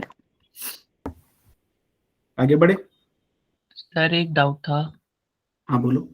सर जो ये एग्जाम्प्टेड सप्लाईज और नेल रेटेड सप्लाईज को अलग करने की क्या जरूरत थी? दोनों का इफेक्ट तो सेम ही है। नहीं, दोनों का इफेक्ट सेम नहीं है। एग्जेम्प्ट सप्लाई मतलब होता है वो सप्लाई जिसपे मतलब टैक्स तो लगता है, रेट भी दिया हुआ है, बट अभी नहीं दिया हुआ है। नील रेटेड मतलब होता है रेट हो गया 0%। तो अगर हमको एग्जेम्प्ट को कभी भी टैक्सेबल करना है तो बस हमको एक नोटिफिकेशन मारना है, एग्जेम्प्ट हो गया टैक्सेबल, रेट भी दिया हुआ है, उसी रेट से टैक्सेबल होगा, अलग से कुछ माथापच्ची नहीं करना है। करेक्ट। बट अगर हम नील रेटेड में जाएंगे तो हमको टैक्स रेट डालना पड़ेगा उसमें, वो टैक्स रेट का हमको नोटिफिकेशन लाना पड़ेगा, प्रॉब्लम होंगे, प्रॉब्लम क्रिएट होंगे, क्योंकि अगर कहीं भी टैक्स रेट बढ़ता है ना तो फिर इशू आ जाता है। ठीक है, तो ये मतलब ये पॉलिटिकल टाइप में तुम सोच सकते हो कि इससे काफी ये वाला चेंजेस आ सकता है। हालांकि जब तुम पढ़ोगे ना नॉन टैक्सेबल कहीं नील रेटेड या एग्जाम, तो एग्जाम में नील रेटेड को हम लोग इंक्लूड कर लेते हैं आगे चल के, जब क्वेश्चन ऑनलाइन में भी रजिस्ट्रेशन वगैरह चैप्टर में पढ़ते तो वो इंक्लूड हो जाता है। बट बाइफरकेट करने के लिए इसको इस तरह से बाइफरकेट किया हुआ है। Okay, thank you. ठीक है, okay. ITC applicability ITC chapter में बताऊंगा, इन डेप्थ में है उसमें थोड़ा, इसलिए उसको इन डेप्थ जाना पड़ेगा। इसके अलावा किसी को कोई डाउट? बढ़े नेक्स्ट चैप्टर की तरफ। ओके, चलो अब हम आते हैं वापस से ऊपर। ऊपर आ गए हम हमारे आर्टिकल 366 12A में, जहां पे हम आते ही हमको ये पता चला टैक्स किसी भी सप्लाई पे वो सप्लाई होनी चाहिए गुड्स एंड सर्विसेज या बोथ की जिसमें से alcoholic liquor for human consumption को हमने आउट कर दिया, तो बात ही खत्म हो गई। उसको बाहर रखते उसके बारे में डिस्कशन नहीं करेंगे, वैसे भी वो 5+1 में आता है। तो अगर जीएसटी को स्टार्ट करना है मेरे को पढ़ना, तो मेरे को सबसे पहली चीज क्या जाननी पड़ेगी, सप्लाई। क्योंकि अगर अपने को सप्लाई नहीं पता है तो अपने जीएसटी लगा ही नहीं सकते। तो अगर कोई चीज सप्लाई है तो ही जीएसटी लगेगा, ऐसा लिखा है क्या इसमें? हाँ जी बिल्कुल ऐसा ही लिखा है, अगर कोई चीज सप्लाई है तो ही जीएसटी लगेगा। सप्लाई मतलब क्या होता है? सप्लाई मतलब सब कुछ होता है, sale, lease, transfer, barter, disposal भी। इनफैक्ट अगर तुमने फेंक दिया उठा के ना तो भी सप्लाई होता है। ठीक है, मैन्युफैक्चरिंग सप्लाई नहीं होता, याद रखना, मैन्युफैक्चरिंग सप्लाई नहीं होता, ये मैं बोल रहा हूँ, मानो। बाकी मैन्युफैक्चरिंग के अलावा हर चीज सप्लाई होती है, ठीक है। बट कुछ चीजें हैं जो आपको समझनी पड़ेंगी। अगर किसी चीज को सप्लाई होना है तो उसके लिए उसमें गुड्स एंड सर्विसेज होना चाहिए। सप्लाई किस चीज का करोगे, कुछ होना चाहिए ना, किस चीज का, गुड्स एंड सर्विसेज का करेंगे। कंसिडरेशन होना चाहिए, मतलब कुछ ना कुछ अपने को मिलना चाहिए, सेलर को कुछ मिलना चाहिए उसके लिए, और वो बिजनेस के लिए होना चाहिए। ऑब्वियसली जीएसटी से बिजनेस वाले के लिए लगता है, पर्सनल के लिए तो लगता नहीं है। तो अगर कोई चीज को सप्लाई होना है तो उसमें गुड्स एंड सर्विसेज होना चाहिए, कंसिडरेशन होना चाहिए, बिजनेस होना चाहिए। तो अगर मैं ऐसा बोलूँ तो बिजनेस है प्लस कंसिडरेशन है प्लस गुड्स एंड सर्विसेज है, तो वो सप्लाई है। अगर वो सप्लाई है तो उस पर जीएसटी लगेगा। एम आई राइट? फ्लो समझ रहे हो? बिजनेस है, कंसिडरेशन है, गुड्स एंड सर्विसेज है। Now this is supply, sale, lease, transfer वगैरह वो सब इंक्लूड करके। अब ये सप्लाई है तो इस पे जीएसटी लगेगा। यानी अगर मान लो कोई चीज में अगर बिजनेस नहीं है तो क्या वो सप्लाई हो पाएगा क्या? नहीं हो पाएगा, क्योंकि सप्लाई के लिए तीनों कंडीशन सेटिस्फाई होनी चाहिए, प्लस प्लस, ठीक है। तो अगर कोई चीज बिजनेस नहीं है तो वो सप्लाई नहीं है। अगर वो सप्लाई नहीं है तो उस पर जीएसटी लगेगा क्या? नहीं लगेगा। ओके। सिमिलरली अगर मैं बोलूं कोई चीज में अगर कंसिडरेशन नहीं है तो क्या वो सप्लाई है क्या? नहीं है, तो उस पर जीएसटी लगेगा क्या? नहीं लगेगा। हाउएवर हाउएवर एक शेड्यूल है, शेड्यूल 1, जो कि बोलता है अगर कंसिडरेशन नहीं भी है, चार चीजें, ज्यादा नहीं, अगर वो चार चीजों में कंसिडरेशन नहीं है तो भी वो सप्लाई माना जाएगा, उसको बोलते हैं डीम्ड सप्लाई, तो उस पर जीएसटी लगेगा। However other than that four things, अगर कंसिडरेशन नहीं है तो सप्लाई होगा क्या? नहीं होगा। क्योंकि सप्लाई नहीं होगा तो जीएसटी होगा क्या? नहीं होगा, अदर देन शेड्यूल 1। वो शेड्यूल 1 में समझेंगे। रुको नवनीत, अभी क्लियर हो जाएगा। गुड्स एंड सर्विसेज के केस में अगर गुड्स एंड सर्विसेज है तो ही सप्लाई है। अगर कोई चीज गुड्स और सर्विस का डेफिनेशन को क्वालिफाई नहीं कर रहा है, फॉर एग्जांपल मान लो, तो क्या वो गुड्स एंड सर्विसेज होगा? नहीं होगा, क्योंकि वो गुड्स एंड सर्विसेज का डेफिनेशन क्वालिफाई नहीं कर पाएगा। तो क्या वो सप्लाई होगा? नहीं, वो सप्लाई नहीं होगा। अगर वो सप्लाई नहीं होगा तो क्या उस पर जीएसटी लगेगा क्या? नहीं लगेगा। ओके। तो ऑलवेज ये फ्लो याद रखना, ये फ्लो लास्ट क्लास तक याद रखना, ठीक है। क्योंकि आईसीआई क्या करता है ना, हम लोग जब आगे बढ़ जाएंगे ना तो आप ये चीज को काफी लाइटली लेने लगोगे। तो उसमें क्या होगा कि कोई एक ऐसा क्वेश्चन बनेगा जो कि बढ़िया होगा, मस्त देखने में, लेकिन आप देखोगे ना उसमें से इसमें से कोई एक सेटिस्फाई नहीं होगा कंडीशन, और वो सप्लाई नहीं बनेगा। अपने सॉल्व करके आ जाएंगे, पता चलेगा कि अपने यही नहीं देखे। तो इस चीज को हमेशा याद रखना, ऑलवेज इस फ्लो को फॉलो करना है जीएसटी में। पहली बात वो बिजनेस होना चाहिए, कंसिडरेशन होना चाहिए, गुड्स एंड सर्विसेज होना चाहिए, तो सप्लाई, सप्लाई तो जीएसटी। हाउएवर कंसिडरेशन नहीं है फिर भी अपने उसको सप्लाई बोलेंगे, प्रोवाइडेड शेड्यूल 1 में अगर वो दिया हुआ है, जिसको बोलते हैं डीम्ड सप्लाई। शेड्यूल 2 क्या होता है? शेड्यूल 2 ये बताता है कौन सी चीजें गुड्स होती हैं, कौन सी चीजें सर्विसेज होती हैं। क्या गुड्स होता है, क्या सर्विस होता है, ये नहीं बता रहा हूं। शेड्यूल 1 बोलता है कौन कौन चीजों को गुड्स बोलेंगे, कौन कौन चीजों को सर्विस बोलेंगे, ये बोलता है। और फिर इन सब के पापा शेड्यूल 3। शेड्यूल 3 इन सब के पापा है, जो कि बोलते हैं सप्लाई है लेकिन फिर भी सप्लाई नहीं मानेंगे। सप्लाई है फिर भी हम सप्लाई नहीं मानेंगे, इसको बोलते हैं शेड्यूल 3, जिसको सर्विस टैक्स में बोला जाता था negative list. Yes correct, service tax में इसको बोला जाता था नेगेटिव लिस्ट। तो चलो एक एक चीजें समझते हैं। हम आ गए चैप्टर नंबर 2 पे, जो कि है पेज नंबर 8 पे। पानी पी लेता हूँ, तुम लोग भी पी लो।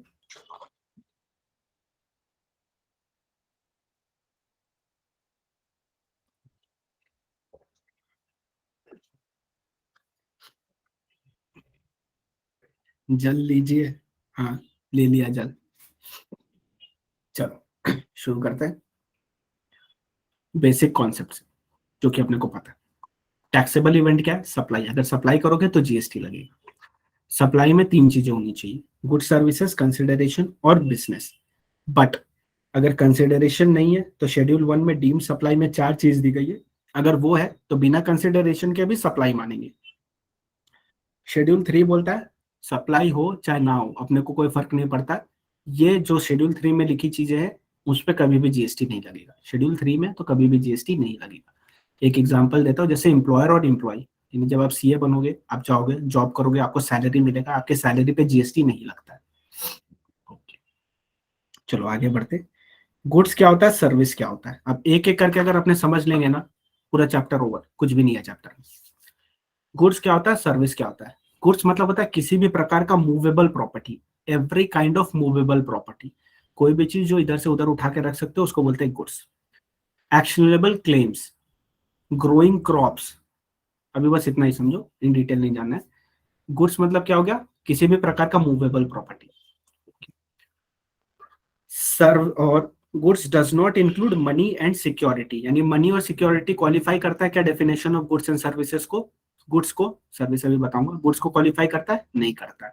अब बात करते हैं सर्विस। सर्विस मतलब होता है anything other than goods, money and security, यानी मनी एंड सिक्योरिटी को सर्विस से भी बाहर कर दिए, गुड्स से भी बाहर कर दिए। तो मनी और सिक्योरिटी क्वालिफाई करता है क्या गुड्स एंड सर्विस के डेफिनेशन को, नहीं। तो मान लो अगर मैं एक बंदे को 100 रुपया देता हूँ और 100 रुपया उसे वापस रिटर्न भी ले लेता हूँ, ठीक है, एक्स्ट्रा कुछ नहीं लेता हूँ, 100 देता हूँ, 100 रिटर्न लेता हूँ, तो ये 100 देना जो होता है क्या वो सप्लाई होगा क्या, नहीं। क्यों नहीं होगा, बिकॉज वो गुड्स एंड सर्विसेज का डेफिनेशन को क्वालिफाई नहीं करेगा। अगर वो गुड्स एंड सर्विस के डेफिनेशन को क्वालिफाई नहीं करेगा तो क्या उस पर जीएसटी लगेगा, नहीं, because the basic is goods and service का डेफिनेशन क्वालिफाई करना। One more question over here is कि गुड्स मतलब होता है किसी भी प्रकार का मूवेबल प्रॉपर्टी, सर्विस मतलब होता है एनीथिंग अदर देन गुड्स। तो क्या मैं ऐसे बोलूं इमूवेबल प्रॉपर्टी मतलब सर्विस होता है, क्या मैं ऐसा बोल सकता हूं, बोलो। यस बोल सकते हैं नवनीत, क्यों, क्योंकि गुड्स मतलब होता है मूवेबल प्रॉपर्टी, सर्विस मतलब होता है एनीथिंग अदर देन गुड्स। तो इमूवेबल प्रॉपर्टी भी सर्विस हो जाती है जीएसटी में, ठीक है, ये मतलब लिखा नहीं है बट बिटवीन द लाइंस आपको पढ़ना पड़ेगा। और शेड्यूल 2 में जब आप जाएंगे तो ये सारी चीजें काफी क्लियर हो जाएंगी, वहां पे काफी डिटेल में लिखा हुआ है। खैर वो बात की बात है, अभी बस इतना समझो कि गुड्स मतलब मूवेबल प्रॉपर्टी, सर्विस मतलब anything other than movable, anything other than goods that is movable property के अलावा। एक्शनेबल क्लेम्स भी गुड्स होता है, एक्शनेबल क्लेम हम बताएंगे शेड्यूल 3 में, आपको टेंशन मत लीजिए। ग्रोइंग क्रॉप्स वगैरह ये सब भी ये अपना ये होता है, क्या बोलते हैं, गुड्स होता है। नाउ वन मोर थिंग, मान लो मैंने 10,000 रुपए दिए मिस्टर बी को और मिस्टर बी से हमने वापस 10,000 रुपए ही लिए, तो क्या कुछ एडिशनल रुपया लिया क्या हमने, नहीं लिया, ठीक है। तो क्या ये गुड्स एंड सर्विस की डेफिनेशन को क्वालिफाई कर रहा है क्या, नहीं कर रहा। तो अगर ये गुड्स एंड सर्विस के डेफिनेशन को क्वालिफाई नहीं कर रहा है तो क्या इस पे जीएसटी लगेगा क्या, नहीं, because this is not supply. However if mister B को मैं देता हूं 10,000 रुपए एंड मैं इनसे लेता हूं 11,000 रुपए, ठीक है, मैंने दिए 10, लिए मैंने 11, तो ये जो 1,000 एक्स्ट्रा है ना, ये इंटरेस्ट है obviously, this is called service, this is taxable, क्योंकि सर्विस की डेफिनेशन में आ जाता है, जीएसटी लग रहा है, सप्लाई हो गया, सप्लाई हो गया तो जीएसटी होगा। However this is been exempt right now, अभी के लिए एग्जाम्प्ट है इंटरेस्ट, बट ये टैक्सेबल है। आप समझा ऊपर वाले डेफिनेशन में हम लोग एग्जाम्प्ट क्यों पढ़ा था, इसीलिए पढ़ा था ये जानने के लिए कि एग्जाम्प्ट मतलब क्या होता है, कोई चीज जो टैक्सेबल तो है, रेट वगैरह सब लिखा हुआ है, लेकिन हाल फिलहाल के लिए इसको एग्जाम्प्ट करके रखा हुआ है, कभी भी नोटिफिकेशन लाके इसको हम लोग टैक्सेबल कर सकते हैं।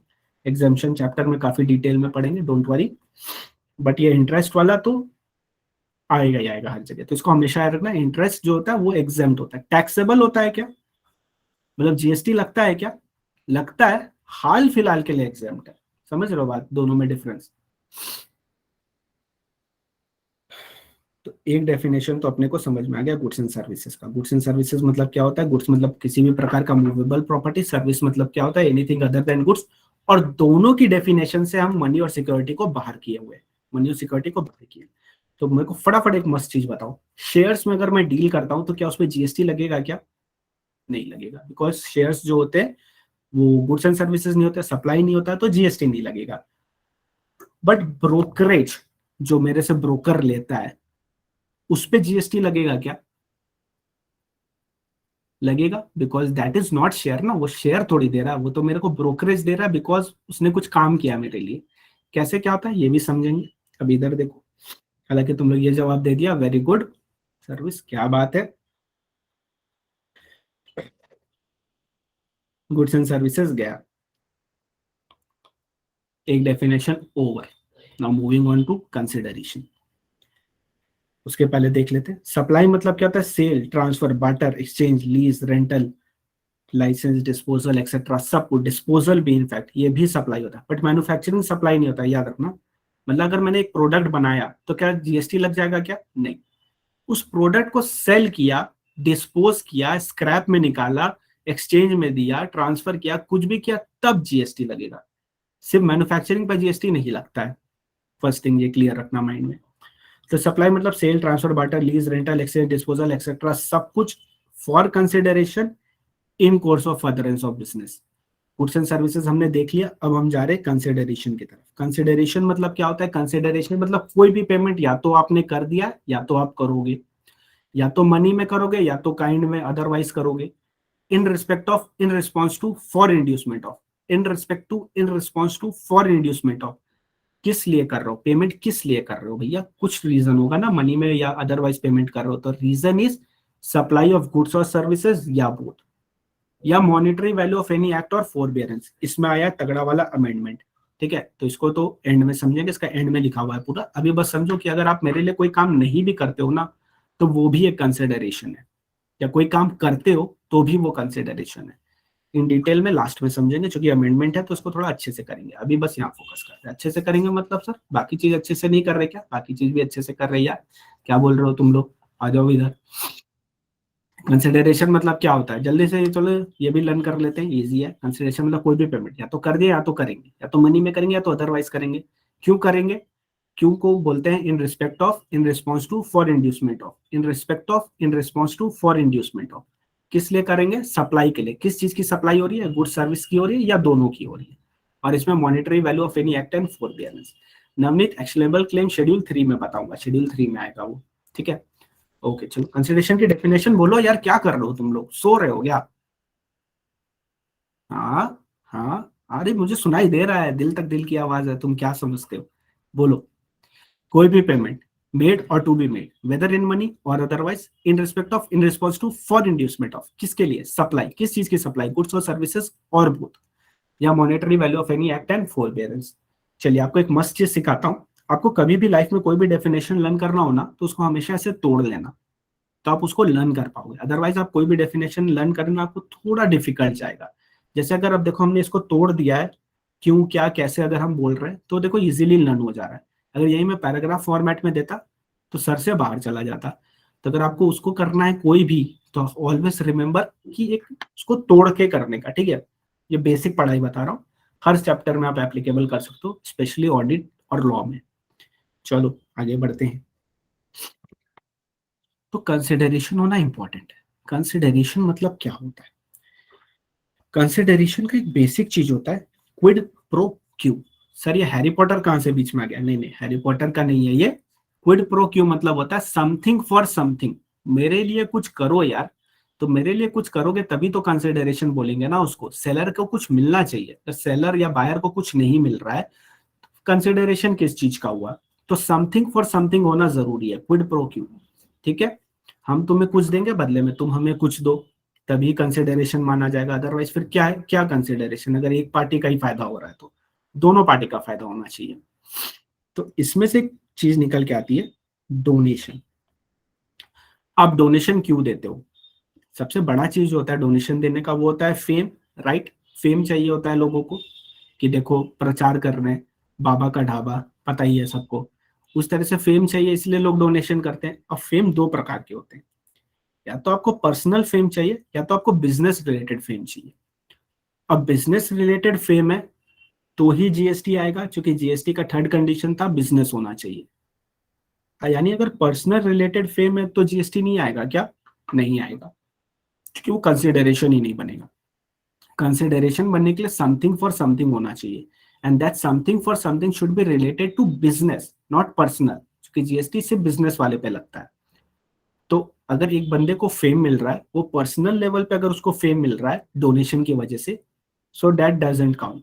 बट अगर उसको बिजनेस लेवल पे फेम मिल रहा है तो दैट विल काउंट। सो क्या चीज डिसाइड करेगी पर्सनल क्या होता है, बिजनेस क्या होता है? तो ये तीन चीजें डिसाइड करती है पर्सनल क्या होता है, बिजनेस क्या होता है। जो डोनेशन आप कर रहे हो वो पहली बात तो एक चैरिटेबल ऑर्गेनाइजेशन को करना, उसका जो कैरेक्टर है पेमेंट का वो गिफ्ट और डोनेशन का होना चाहिए, और इसका पर्पस फिलैंथ्रोपिक होना चाहिए, यानी कोई भी कॉमर्शियल गेन नहीं होना चाहिए, कॉमर्शियल गेन नहीं होना चाहिए, कोई भी एडवर्टीजमेंट नहीं होनी चाहिए। अगर आप ये तीन कंडीशन को क्यूमुलेटिवली सेटिस्फाई कर लेते हो, अगर आप ये तीन कंडीशन को क्यूमुलेटिवली सेटिस्फाई कर लेते हो, तो that will B for personal nature, यानी वो कंसिडरेशन ही नहीं होगा, क्योंकि क्विड प्रो क्यू उसमें है ही नहीं। अगर क्विड प्रो क्यू है ही नहीं तो वो कंसिडरेशन ही नहीं हुआ, कंसिडरेशन नहीं है तो वो सप्लाई नहीं है, सप्लाई नहीं है तो उस पर जीएसटी नहीं आएगा, सिंपल। तो थिंकिंग प्रोसेस डोनेशन वाले में अपना कैसा होना चाहिए, डोनेशन का क्वेश्चन आया तो सबसे पहले तो आपको आइडेंटिफाई करना है क्विड प्रो क्यू है कि नहीं। क्विड प्रो क्यू कैसे आइडेंटिफाई करेंगे, ये तीन चीजें देखेंगे, अगर ये तीन चीजें सेटिस्फाई हो जाती है तो अपने बोलेंगे क्विड प्रो क्यू नहीं है, यानी कंसिडरेशन नहीं है, कंसिडरेशन नहीं है तो वो सप्लाई नहीं है। क्या तीन चीजें, जो डोनेशन है वो चैरिटेबल ऑर्गेनाइजेशन को जाना चाहिए, उसका कैरेक्टर डोनेशन होना चाहिए, और फिलंथ्रोपिक पर्पस के लिए होना चाहिए, यानी कोई भी कॉमर्शियल गेन या एडवर्टीजमेंट नहीं होना चाहिए, कोई भी कॉमर्शियल गेन और एडवर्टीजमेंट नहीं होना चाहिए। तो ये बात तो हमें समझ में आई। ये समझ में आया क्या सबको, क्या बोला मैंने अभी? लिंक बैठ रहा है, नहीं बैठ रहा है? और बैठाते हैं, चलो सब आंसर करना, सब आ जाओ इधर, फोकस करना, आंसर करना। Shrimati Durga Devi donated some money to temple in the memory of her late father. The temple trust constructed a room in the temple complex from which such donation and wrote donated by Shrimati Durga Devi in the memory of her father। बस इतना ही तक पढ़ना है अभी, इसके beyond मत जाना। Okay, तो दुर्गा देवी जी ने एक डोनेशन किया टेम्पल को, टेम्पल ट्रस्ट ने एक रूम बनाया, उस रूम के बाहर उसने लिख दिया कि this has been donated by Shrimati Durga Devi in the memory of her late father. Okay, first we have to identify quid pro quo है कि नहीं, कंसिडरेशन है कि नहीं। First thing we have to identify this thing, क्योंकि कंसिडरेशन होगा तभी आगे प्रोसीड करेंगे, अदरवाइज नहीं करेंगे। तो हम आए, हमने देखा क्विड प्रो क्यू होना चाहिए, यानी समथिंग फॉर समथिंग होना चाहिए। जैसे हम समथिंग फॉर समथिंग में आए तो हमें पता चला इनको फेम मिल रहा है क्योंकि इनका नाम लिखा हुआ है। अब ये फेम क्या पर्सनल नेचर का या बिजनेस नेचर का है, तो उसको आइडेंटिफाई करने के अपने को ये तीन चीजें देखनी पड़ेंगी कि जो गिफ्ट एंड डोनेशन है वो चैरिटेबल को गया है, क्या ऐसा हुआ है क्या, टेम्पल इज अ चैरिटेबल, उसको गया। कैरेक्टर उसका डोनेशन है, एज अ डोनेशन ही दिया गया। फिलंथ्रोपिक पर्पस है, यानी कोई भी कॉमर्शियल गेन नहीं हो रहा है, एडवर्टीजमेंट नहीं हो रहा है। तो क्या श्रीमती दुर्गा देवी के बिजनेस का एडवर्टीजमेंट हो रहा है क्या, नहीं हो रहा है।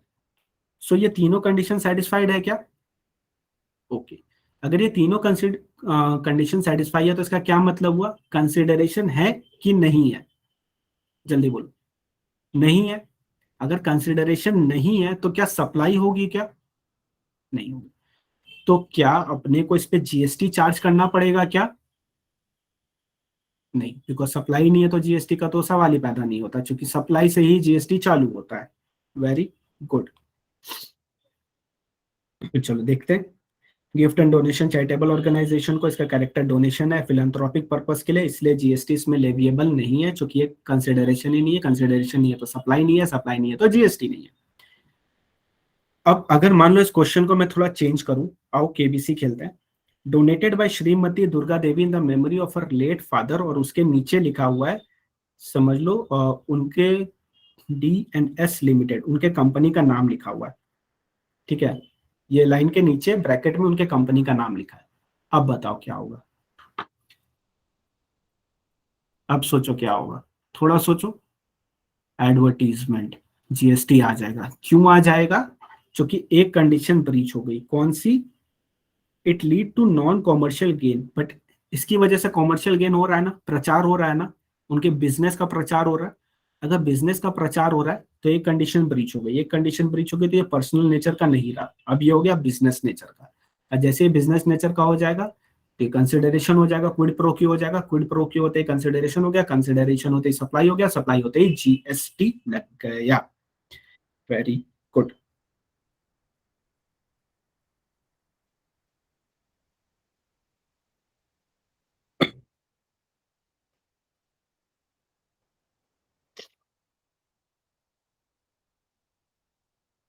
Okay, page number 10 question number 8, homework लिख लेना, आईडीटी क्वेश्चन का पेज नंबर 10 क्वेश्चन नंबर 8। इसको एक बार खुद से सॉल्व करना और मेरे को बताना तुमसे हो रहा है कि नहीं। हाँ, क्वेश्चन का ऑब्वियसली क्वेश्चन नंबर 8, होमवर्क लिख लेना यहाँ पे, कल बताना मेरे को हुआ कि नहीं तुमसे, अभी नहीं करने का, अभी बस लिख लेने का। चलो अब आगे बढ़ते हैं। जब एक एग्जीबिशन होता है ना, तो एग्जीबिशन वाले ना आर्टिस्ट को कोई पैसा नहीं देते हैं। कोई पेंटिंग अगर मजनू भाई की टंगी हुई है उस एग्जीबिशन में, तो तो जो गैलरी है वो कोई पैसा नहीं देता है, ठीक है। वो बिकेगा तो पैसा मिलेगा, that's a different thing. But दिखाने के लिए सिर्फ रखा है तो कोई पैसा फ्लो नहीं होता है। ओके, तो मान लो अगर मजनू भाई है, देखो चश्मा लगाने दो इनका, हाँ, ये मजनू भाई है। अब मजनू भाई ने बनाई एक मस्त वाली पेंटिंग। अब ये पेंटिंग उन्होंने बनाई है और वो एग्जीबिशन के लिए गैलरी में गई है। एक एक करके आगे बढ़ते हैं। पेंटिंग मूवेबल है क्या? हाँ जी, मूवेबल होती है, गुड्स एंड गुड्स तो है ये, दिस इज गुड्स। अब ये मूवेबल इन्होंने यहाँ पे सप्लाई कर दी। अब ये पेंटर है तो इनका बिजनेस है पेंटिंग करना, ठीक है। अब इन्होंने गैलरी खोली, सप्लाई हुई, सप्लाई मतलब किसी भी तरह का ट्रांसफर, तो ट्रांसफर सप्लाई हो गया। But one more condition was there, that was consideration. क्या गैलरी कोई रुपया दे रही है क्या इनको? सिर्फ एग्जीबिशन के लिए, सेल की बात नहीं कर रहा हूँ, एग्जीबिशन के लिए कभी नहीं देती है गैलरी रुपया। तो गैलरी जब आर्टिस्ट को कोई रुपया ही नहीं दे रही है तो कंसिडरेशन हुआ क्या? नहीं हुआ। सप्लाई होगी क्या? नहीं होगी। जीएसटी लगेगा क्या? नहीं लगेगा, बिकॉज कंसिडरेशन ही नहीं है। ऑलवेज ये फ्लो माइंड में रखना। Artwork sent by artist to gallery for exhibition is not supply, as no consideration flows from gallery to artist. Artist को कोई रुपया नहीं मिलता एग्जीबिशन का, इसीलिए अकॉर्डिंगली, ठीक है। अब बात करते हैं बिजनेस। बिजनेस क्या होता है ये आप लोग सब जानते हो, ठीक है। इन डिटेल डेफिनेशन लर्न करने की कोई नीड नहीं है, एग्जाम में कभी नहीं आएगा, क्योंकि आपको पता है बिजनेस क्या होता है। बट आपको क्या नहीं पता वो मैं बताता हूँ। मान लो मैं एक मस्त सिंगर हूँ, ठीक है, but I am a bathroom singer. मैं बाथरूम में गाता हूँ, मैं मस्त गाना गा रहा था, तू मान मेरी जान मैं तुझे जाने ना दूंगा। बाहर से किंग निकला, किंग को पसंद आ गया गाना, मैं गा रहा था अंदर, उसको पसंद आ गया, वो आया बोला चल भाई रिकॉर्डिंग कर दे। मैंने बोला नहीं यार मैं तो पढ़ाता हूँ, मैं रिकॉर्डिंग में सिंगर नहीं हूँ। तो बोला आ ना भाई, तू अच्छा गा रहा तू रिकॉर्ड कर ले। मैं गया, मैंने रिकॉर्डिंग की, गाना सुपर हिट हो गया, मिलियंस में व्यूज चले गया। ओके, अब गाना हो गया सुपर हिट, तो हर जगह आ गया, इंस्टाग्राम स्पॉटिफाई हर जगह बज रहा है। बट क्या ये मेरा काम है क्या? नहीं, ये मेरा काम नहीं है। मेरा काम पढ़ाना है, मेरा काम सिंगिंग नहीं है। बट मैंने सिंगिंग की। तो गवर्नमेंट बोलती है अगर कोई काम जो आपका है नहीं, बट अगर आपने एक बार भी कर दिया ना, तो भी वो आपका बिजनेस है। यानी वो सिंगिंग से जितनी कमाई होगी मेरी, उस पर मेरे को जीएसटी पे करना है। बिकॉज गाना गाना इज अ सर्विस, आगे बताऊंगा कैसे होता है ये कॉपीराइट वगैरह में। सर्विस दिया मैंने, बिजनेस हो गया क्या? हाँ बिजनेस हो गया। उसके लिए मेरे को रुपए मिले होंगे क्या? ऑब्वियसली मिलियंस में रुपए मिले होंगे। तो तीनों कंडीशन सेटिस्फाई, तो ये बन गया सप्लाई। सप्लाई है तो जीएसटी लगेगा। यानी अगर आप कोई भी काम एक बार भी करते हो तो भी वो बिजनेस की कैटेगरी में आ जाता है, याद रखिएगा इस बात को। फ्रीक्वेंसी, वॉल्यूम, कंटिन्यूटी, रेगुलरिटी ये मैटर नहीं करता है। एक बार भी किया तो बिजनेस। बट यहाँ पे एक थिन लाइन है बिजनेस और पर्सनल में आइडेंटिफाई करना। मान लो अगर आपकी एक पर्सनल कार है, उसको जाके आप सेल कर देते हो, तो वो बिजनेस नहीं है, फिर वो पर्सनल नेचर का है। एक बहुत थिन लाइन है, अगर आइडेंटिफाई कर पा रहे हो तो मैं ऐसा नहीं बोल सकता एक बार कार सेल किया ना तो बिजनेस हो गया ना, नहीं नहीं। थिन लाइन समझो, तुम पर्सनल कार जाके बेच ले तो नॉर्मल है। गोल्ड जाके बेच दिया किसी ने, कुछ भी कर दिया पर्सनल चीजें, तो पर्सनल चीजें इज फॉर पर्सनल, उसको बिजनेस नहीं मानेंगे। यानी अगर मान लो मेरे पास एक कार है और उसको जाके मैंने सेल कर दिया, पर्सनल कार,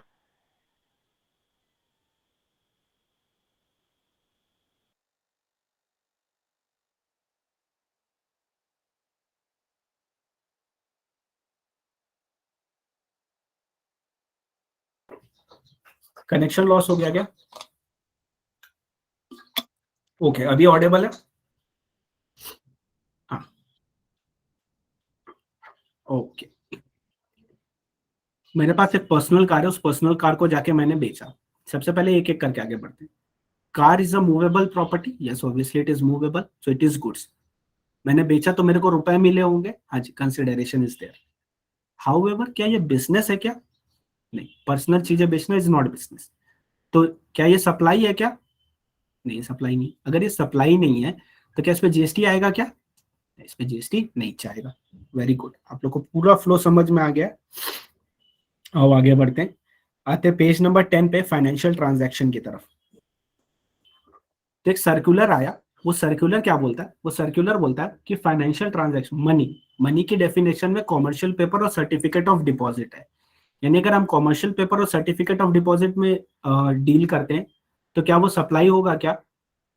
नहीं। क्यों नहीं होगा? क्योंकि वो मनी है, money is out of scope of goods and services. तो अगर गुड्स एंड सर्विसेज नहीं है तो सर वंस मोर लैग हुआ, लैग हुआ क्या? चलो चलो एक और बार बताता हूँ, अपने आगे पेज नंबर 10 पे फाइनेंशियल ट्रांजैक्शन की तरफ, जहां पे एक सर्कुलर आया, वो सर्कुलर ने बोला कि money includes commercial paper and certificate of deposit, CPCD. तो सीपीसीडी मनी है, मनी है तो गुड्स एंड सर्विसेज नहीं होगा, गुड्स एंड सर्विसेज नहीं है तो सप्लाई नहीं होगा, सप्लाई नहीं होगा तो जीएसटी नहीं आएगा। सिंपल फंडा है। ओके,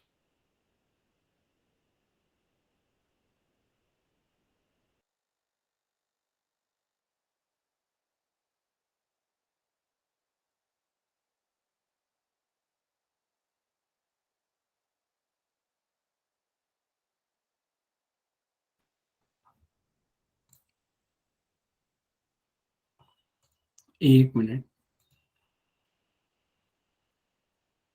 ओके, क्लियर है अब? No sound? हाँ, मैं कुछ बोल ही नहीं रहा हूँ तो साउंड कहाँ से आएगा? अभी क्लियर है? Now perfect. चलो चलो, कहाँ थे हम? डेरिवेटिव में। डेरिवेटिव सिक्योरिटी होता है। तो अगर डेरिवेटिव सिक्योरिटी होता है तो क्या सिक्योरिटी गुड्स एंड सर्विसेज होता है क्या? नहीं। Any problem? हाँ, थोड़ा लैग हो गया था संध्या, अभी बेटर है। ठीक है। तो अगर सिक्योरिटीज गुड्स एंड सर्विसेज नहीं होता है तो क्या वो सप्लाई होता है क्या? नहीं। सप्लाई नहीं होता, जीएसटी आएगा क्या? नहीं आएगा। ठीक है। तो अगर derivative non taxable, not taxable लिखा है तो आपको पता होना चाहिए ऐसा क्यों हो रहा है। क्योंकि डेरिवेटिव सिक्योरिटी होता है, सिक्योरिटी गुड्स एंड सर्विसेज नहीं होता है, गुड्स एंड सर्विसेज नहीं है तो सप्लाई नहीं है, सप्लाई नहीं है तो जीएसटी नहीं है, इसलिए वो चीज वहां पे लिखी हुई है। ओके। फिर आता है फ्यूचर कॉन्ट्रैक्ट और फॉरवर्ड कॉन्ट्रैक्ट। फ्यूचर फॉरवर्ड क्या होता है, एसएफएम में आप मेरे से ज्यादा अच्छे से जानते हो। तो बोला जाता है फ्यूचर एंड फॉरवर्ड कॉन्ट्रैक्ट होता है डेरिवेटिव। डेरिवेटिव सिक्योरिटी, सिक्योरिटी जो होती है वो गुड्स एंड सर्विसेज नहीं होती, तो वो सप्लाई नहीं होगा, सप्लाई नहीं होगा तो जीएसटी नहीं आएगा। सर आप इतना फास्ट क्यों भाग रहे हैं? क्योंकि ऑलरेडी बताया हुआ चीज है, वही बता रहा हूँ। तो फॉरवर्ड कॉन्ट्रैक्ट और फ्यूचर कॉन्ट्रैक्ट में not taxable because this is derivative. However, अगर एक्चुअल डिलीवरी इन्वॉल्व है इसमें कॉमोडिटी या करेंसी का, फॉरवर्ड एंड फ्यूचर में, then it will be taxable. Then it will be taxable because actual delivery आ जा रहा है उसमें। तो वो सिक्योरिटी नेचर का नहीं है, और अगर सिक्योरिटी नेचर का नहीं है तो वो सप्लाई हो जाएगी। ओके, ये हमें समझ में आया। Secure debt is not taxable, transaction in instrument is not taxable, and service by way of extending deposit, loan वगैरह, यानी इंटरेस्ट, लोन पे जो इंटरेस्ट, डिपॉजिट पे इंटरेस्ट, एडवांस पे जो इंटरेस्ट है, that is exempt, that is taxable, but however right now it is exempt. Okay, sir exam के पहले इतना पढ़ना होगा क्या? ना, एग्जाम के पहले बस इतना देखना। सीपीसीडी नॉट टैक्सेबल, रीजन बता दो क्या है? मनी है। डेरिवेटिव नॉट टैक्सेबल, रीजन बता दो क्या है? सिक्योरिटीज है। Very good. Future and forward is not taxable because this is derivative. However, अगर इसमें एक्चुअल डिलीवरी इन्वॉल्व है तो वो टैक्सेबल हो जाएगा। हाउएवर, अगर इसमें एक्चुअल डिलीवरी इन्वॉल्व है तो ये टैक्सेबल हो जाएगा। Secured debt is not taxable. Transaction in instrument is not taxable. Interest or discount is taxable.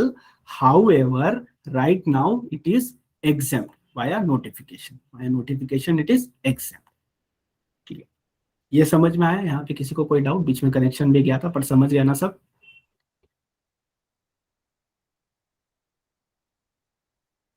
Good.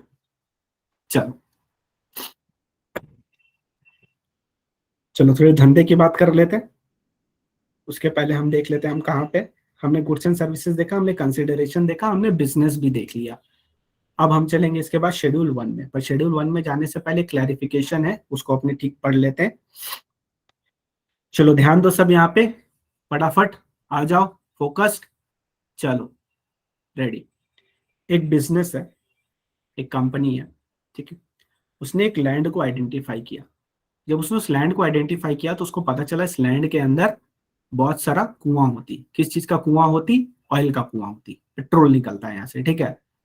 तो ये क्या की, ये जो लैंड है ये मान लो गुजरात में था, तो ये कंपनी चली गई गुजरात गवर्नमेंट के पास, गुजरात गवर्नमेंट को जाके बोली हमने रिसर्च करवाया और इस रिसर्च में मेरे को पता चला कि इस लैंड से पेट्रोल निकली थी। ठीक है, अब पेट्रोल जो निकलेगा वो बिकेगा वगैरह वगैरह जो भी होगा।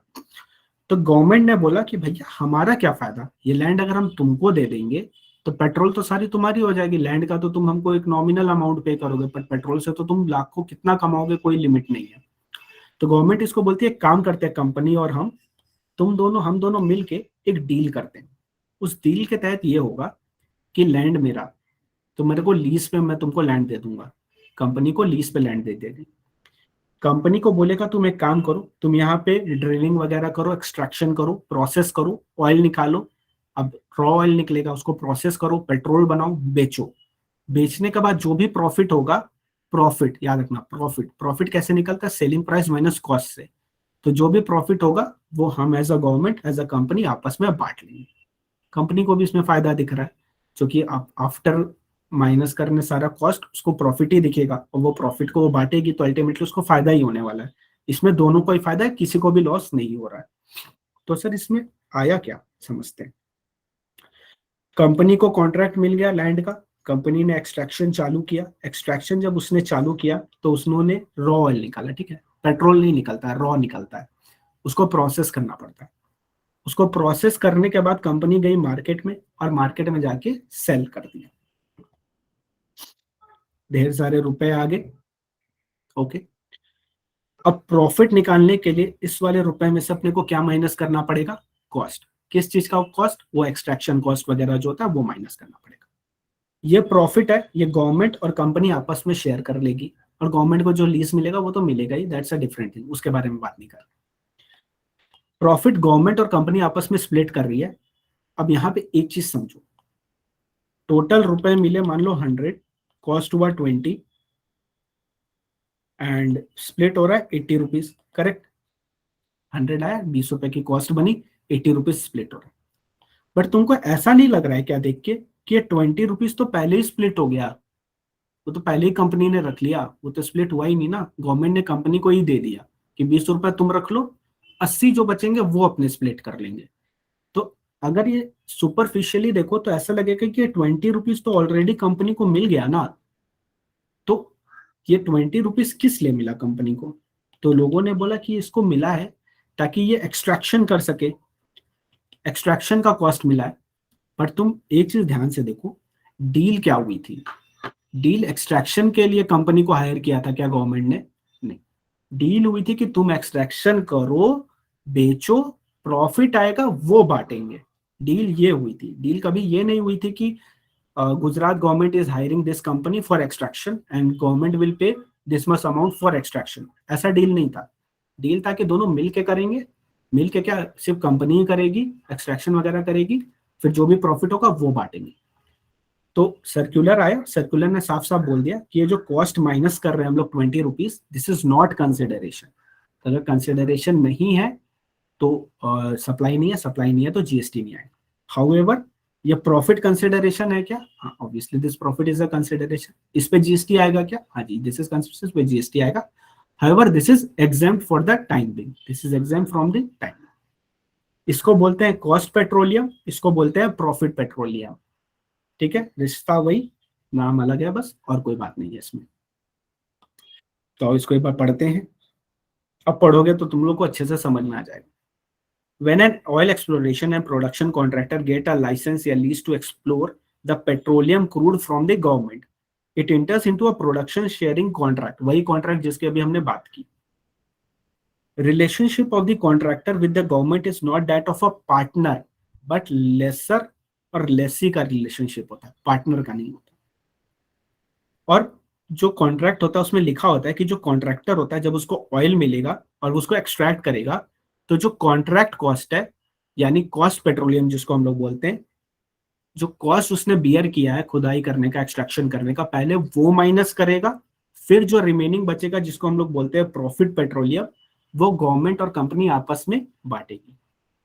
तो सर्कुलर सिंपल सी बात बोला कि जो कॉस्ट पेट्रोलियम है ये अपना टैक्सेबल नहीं होगा, क्योंकि इसमें कंसिडरेशन ही नहीं है, और कंसिडरेशन नहीं है तो सप्लाई नहीं है, सप्लाई नहीं है तो वो टैक्सेबल नहीं हो सकता। सर एग्जाम में इतना पढ़ना पड़ेगा क्या? हाँ इधर आओ, ये पढ़ना पड़ेगा बस। Extraction, cost petroleum not taxable, कोई कंसिडरेशन नहीं है। Profit petroleum taxable but exempt, notification number learn नहीं करना है, शो ऑफ करने के लिए मैंने लिख दिया 5/2018।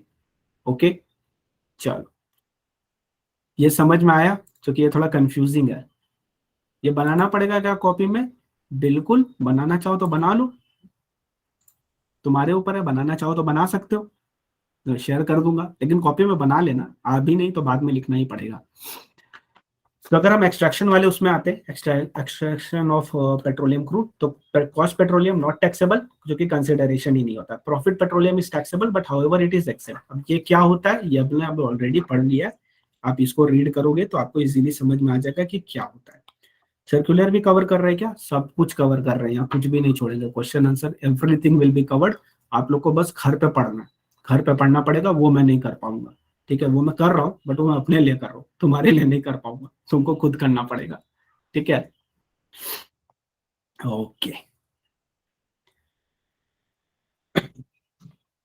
चलो, what do you mean by schedule 1? Schedule 1 मतलब क्या होता है? लास्ट कॉन्सेप्ट है, जल्दी से बता दो शेड्यूल 1 मतलब क्या होता है। चलो माइक ऑन कर दो, मेरे को माइक ऑन करके एक जन बता दो तो शेड्यूल 1 क्या होता है। कंसिडरेशन नहीं हो तो भी सप्लाई हो। ओके सही है, फिटनेस लेवल। Deemed supply.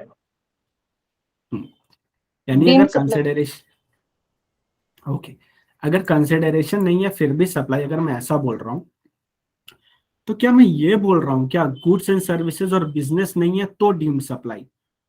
ऐसा बोला क्या मैंने? नहीं, मैंने बोला कंसिडरेशन नहीं है तो डीम्ड सप्लाई। मतलब बाकी दो होना चाहिए क्या?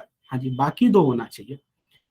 यानी अगर अपने फॉर्मूला में आते हैं तो मान लो ये नहीं है बट ये और ये है और शेड्यूल 1 है, तो सप्लाई डीम्ड सप्लाई हो जाएगा क्या? हाँ जी।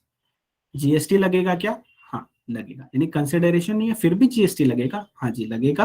वो शेड्यूल 1 में लिखा है, टोटल 4 केसेस है, ये 4 केसेस अगर समझ लेंगे तो अपने को समझ में आ जाए। सबसे पहले बात आते हैं फर्स्ट केस की तरफ, लास्ट कॉन्सेप्ट आ जाओ, सब फोकस करो, लास्ट में तो फोकस करो कम से कम। रुको, मान लो एक बिजनेस एसेट है जिसमें तुमने आईटीसी ले लिया है और तुम उसको परमानेंटली ट्रांसफर या डिस्पोज कर रहे हो, तो वो डीम्ड सप्लाई होगा। समझने के लिए ऐसे समझो,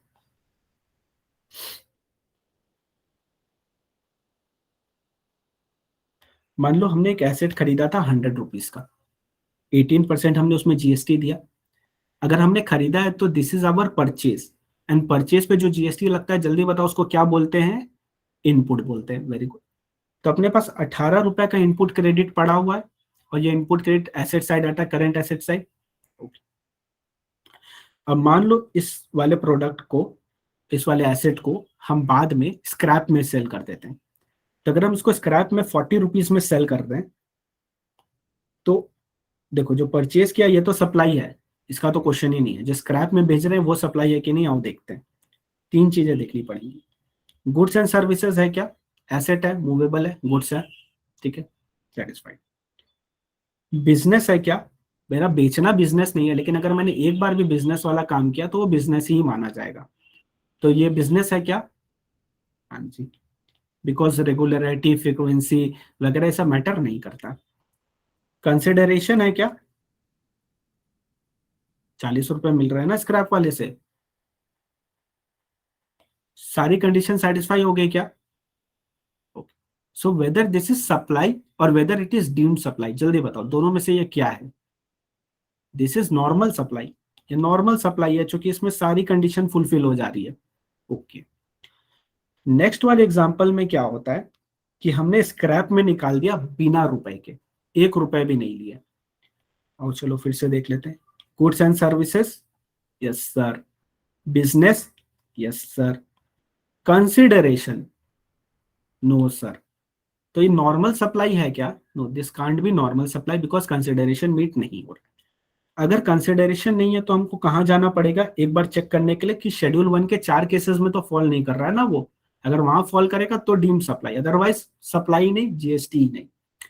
तो 4 केसेस में जो सबसे पहला केस है वो बोलता है अगर कोई भी बिजनेस एसेट है जिसमें तुमने आईटीसी लिया हुआ है और तुम उसको परमानेंटली ट्रांसफर कर रहे हो तो deemed supply. Obviously without consideration, क्योंकि ये विदाउट कंसिडरेशन ही लगता है डीम्ड सप्लाई, क्योंकि कंसिडरेशन होता तो नॉर्मल सप्लाई हो जाता। तो क्या अपने इस वाले में वो कंडीशन सेटिस्फाई हो रही है क्या, शेड्यूल 1 वाली?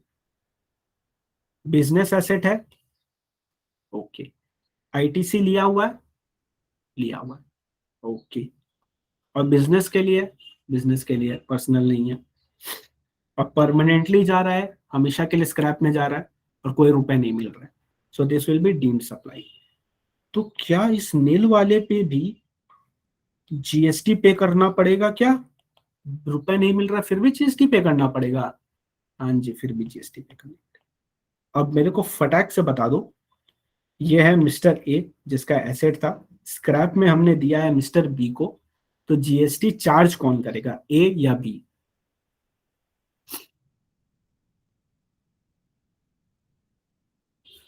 वी, वी कहां से आ गया, वी तो है ही नहीं इसमें। ओके ठीक है, देखो ये कॉन्सेप्ट क्लियर करना था इसलिए क्वेश्चन आपसे बोला। ए ने बी को गुड्स दिया, करेक्ट। बी ने ए को कंसिडरेशन या रोकड़ा भी लिखते ज्यादा अच्छे समझे, रुपया दिया, ठीक है। ऑलवेज रिमेंबर वन थिंग, अभी बता रहा हूं एंड तक काम आएगा, ठीक है, नोट डाउन कर लेना, अपने लैंग्वेज में लिख लेना।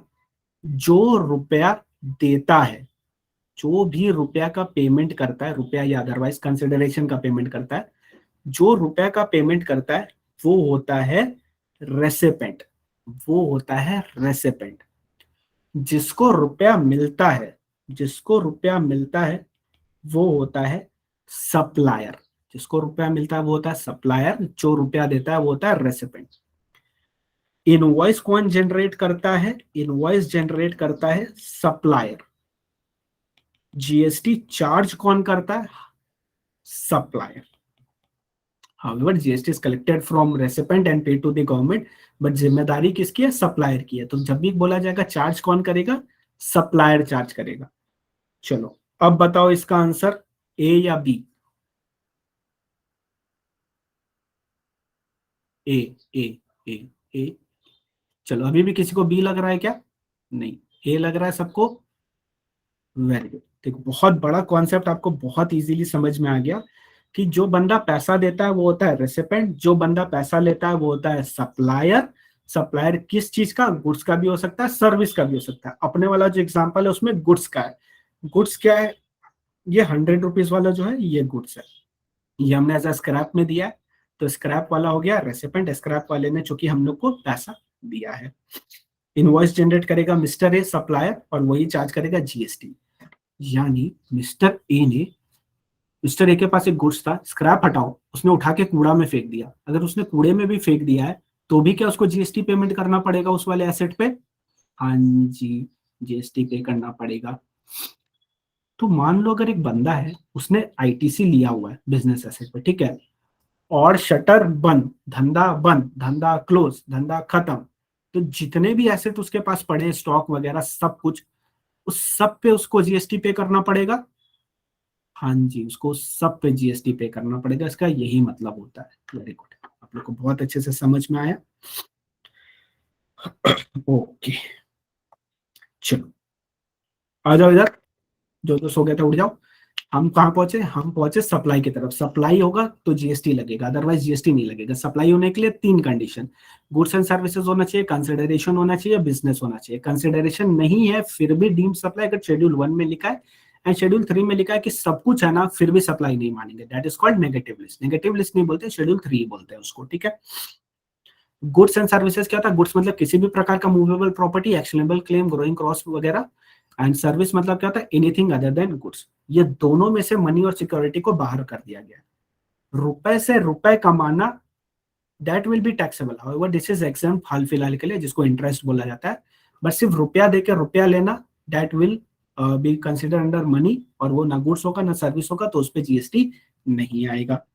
सप्लाई मतलब क्या होता है, कुछ भी, sale, transfer, barter, release, rental, exchange, consideration के लिए या बिजनेस के लिए। कंसिडरेशन मतलब क्या होता है, कोई भी पेमेंट या तो कर दिए हो, या तो करने वाले हो, या तो मनी में, या तो अदरवाइज। किस लिए, किस लिए को इंग्लिश में क्या बोलते हैं, in respect of, in response to, for inducement of, in respect of, in response to, for inducement of, supply of goods services और both, या monetary value of any act or forbearance। इसमें amendment है, इसको अच्छे से बाद में करेंगे। डोनेशन के लिए एक चीज बस याद रखना, क्विड प्रो क्यू होगा। अगर क्विड प्रो क्यू होगा तो ही कंसिडरेशन है, और अगर कोई कंसिडरेशन है तो ही supply and GST.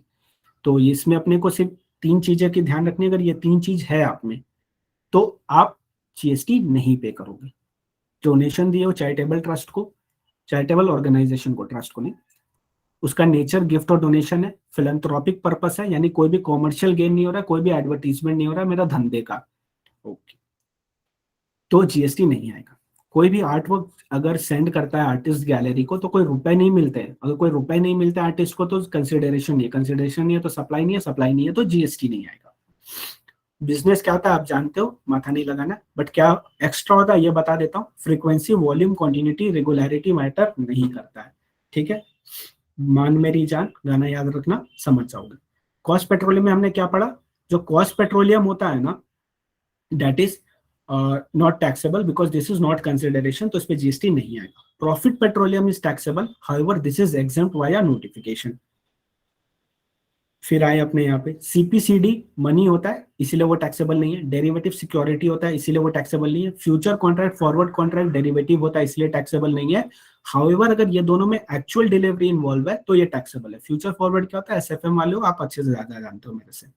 Secure date taxable नहीं होता है, ट्रांजैक्शन इन इंस्ट्रूमेंट टैक्सेबल नहीं होता है। इंटरेस्ट और डिस्काउंट टैक्सेबल होता है, हाउएवर हाल फिलहाल के लिए एग्जेम्प्ट करके रखा हुआ है।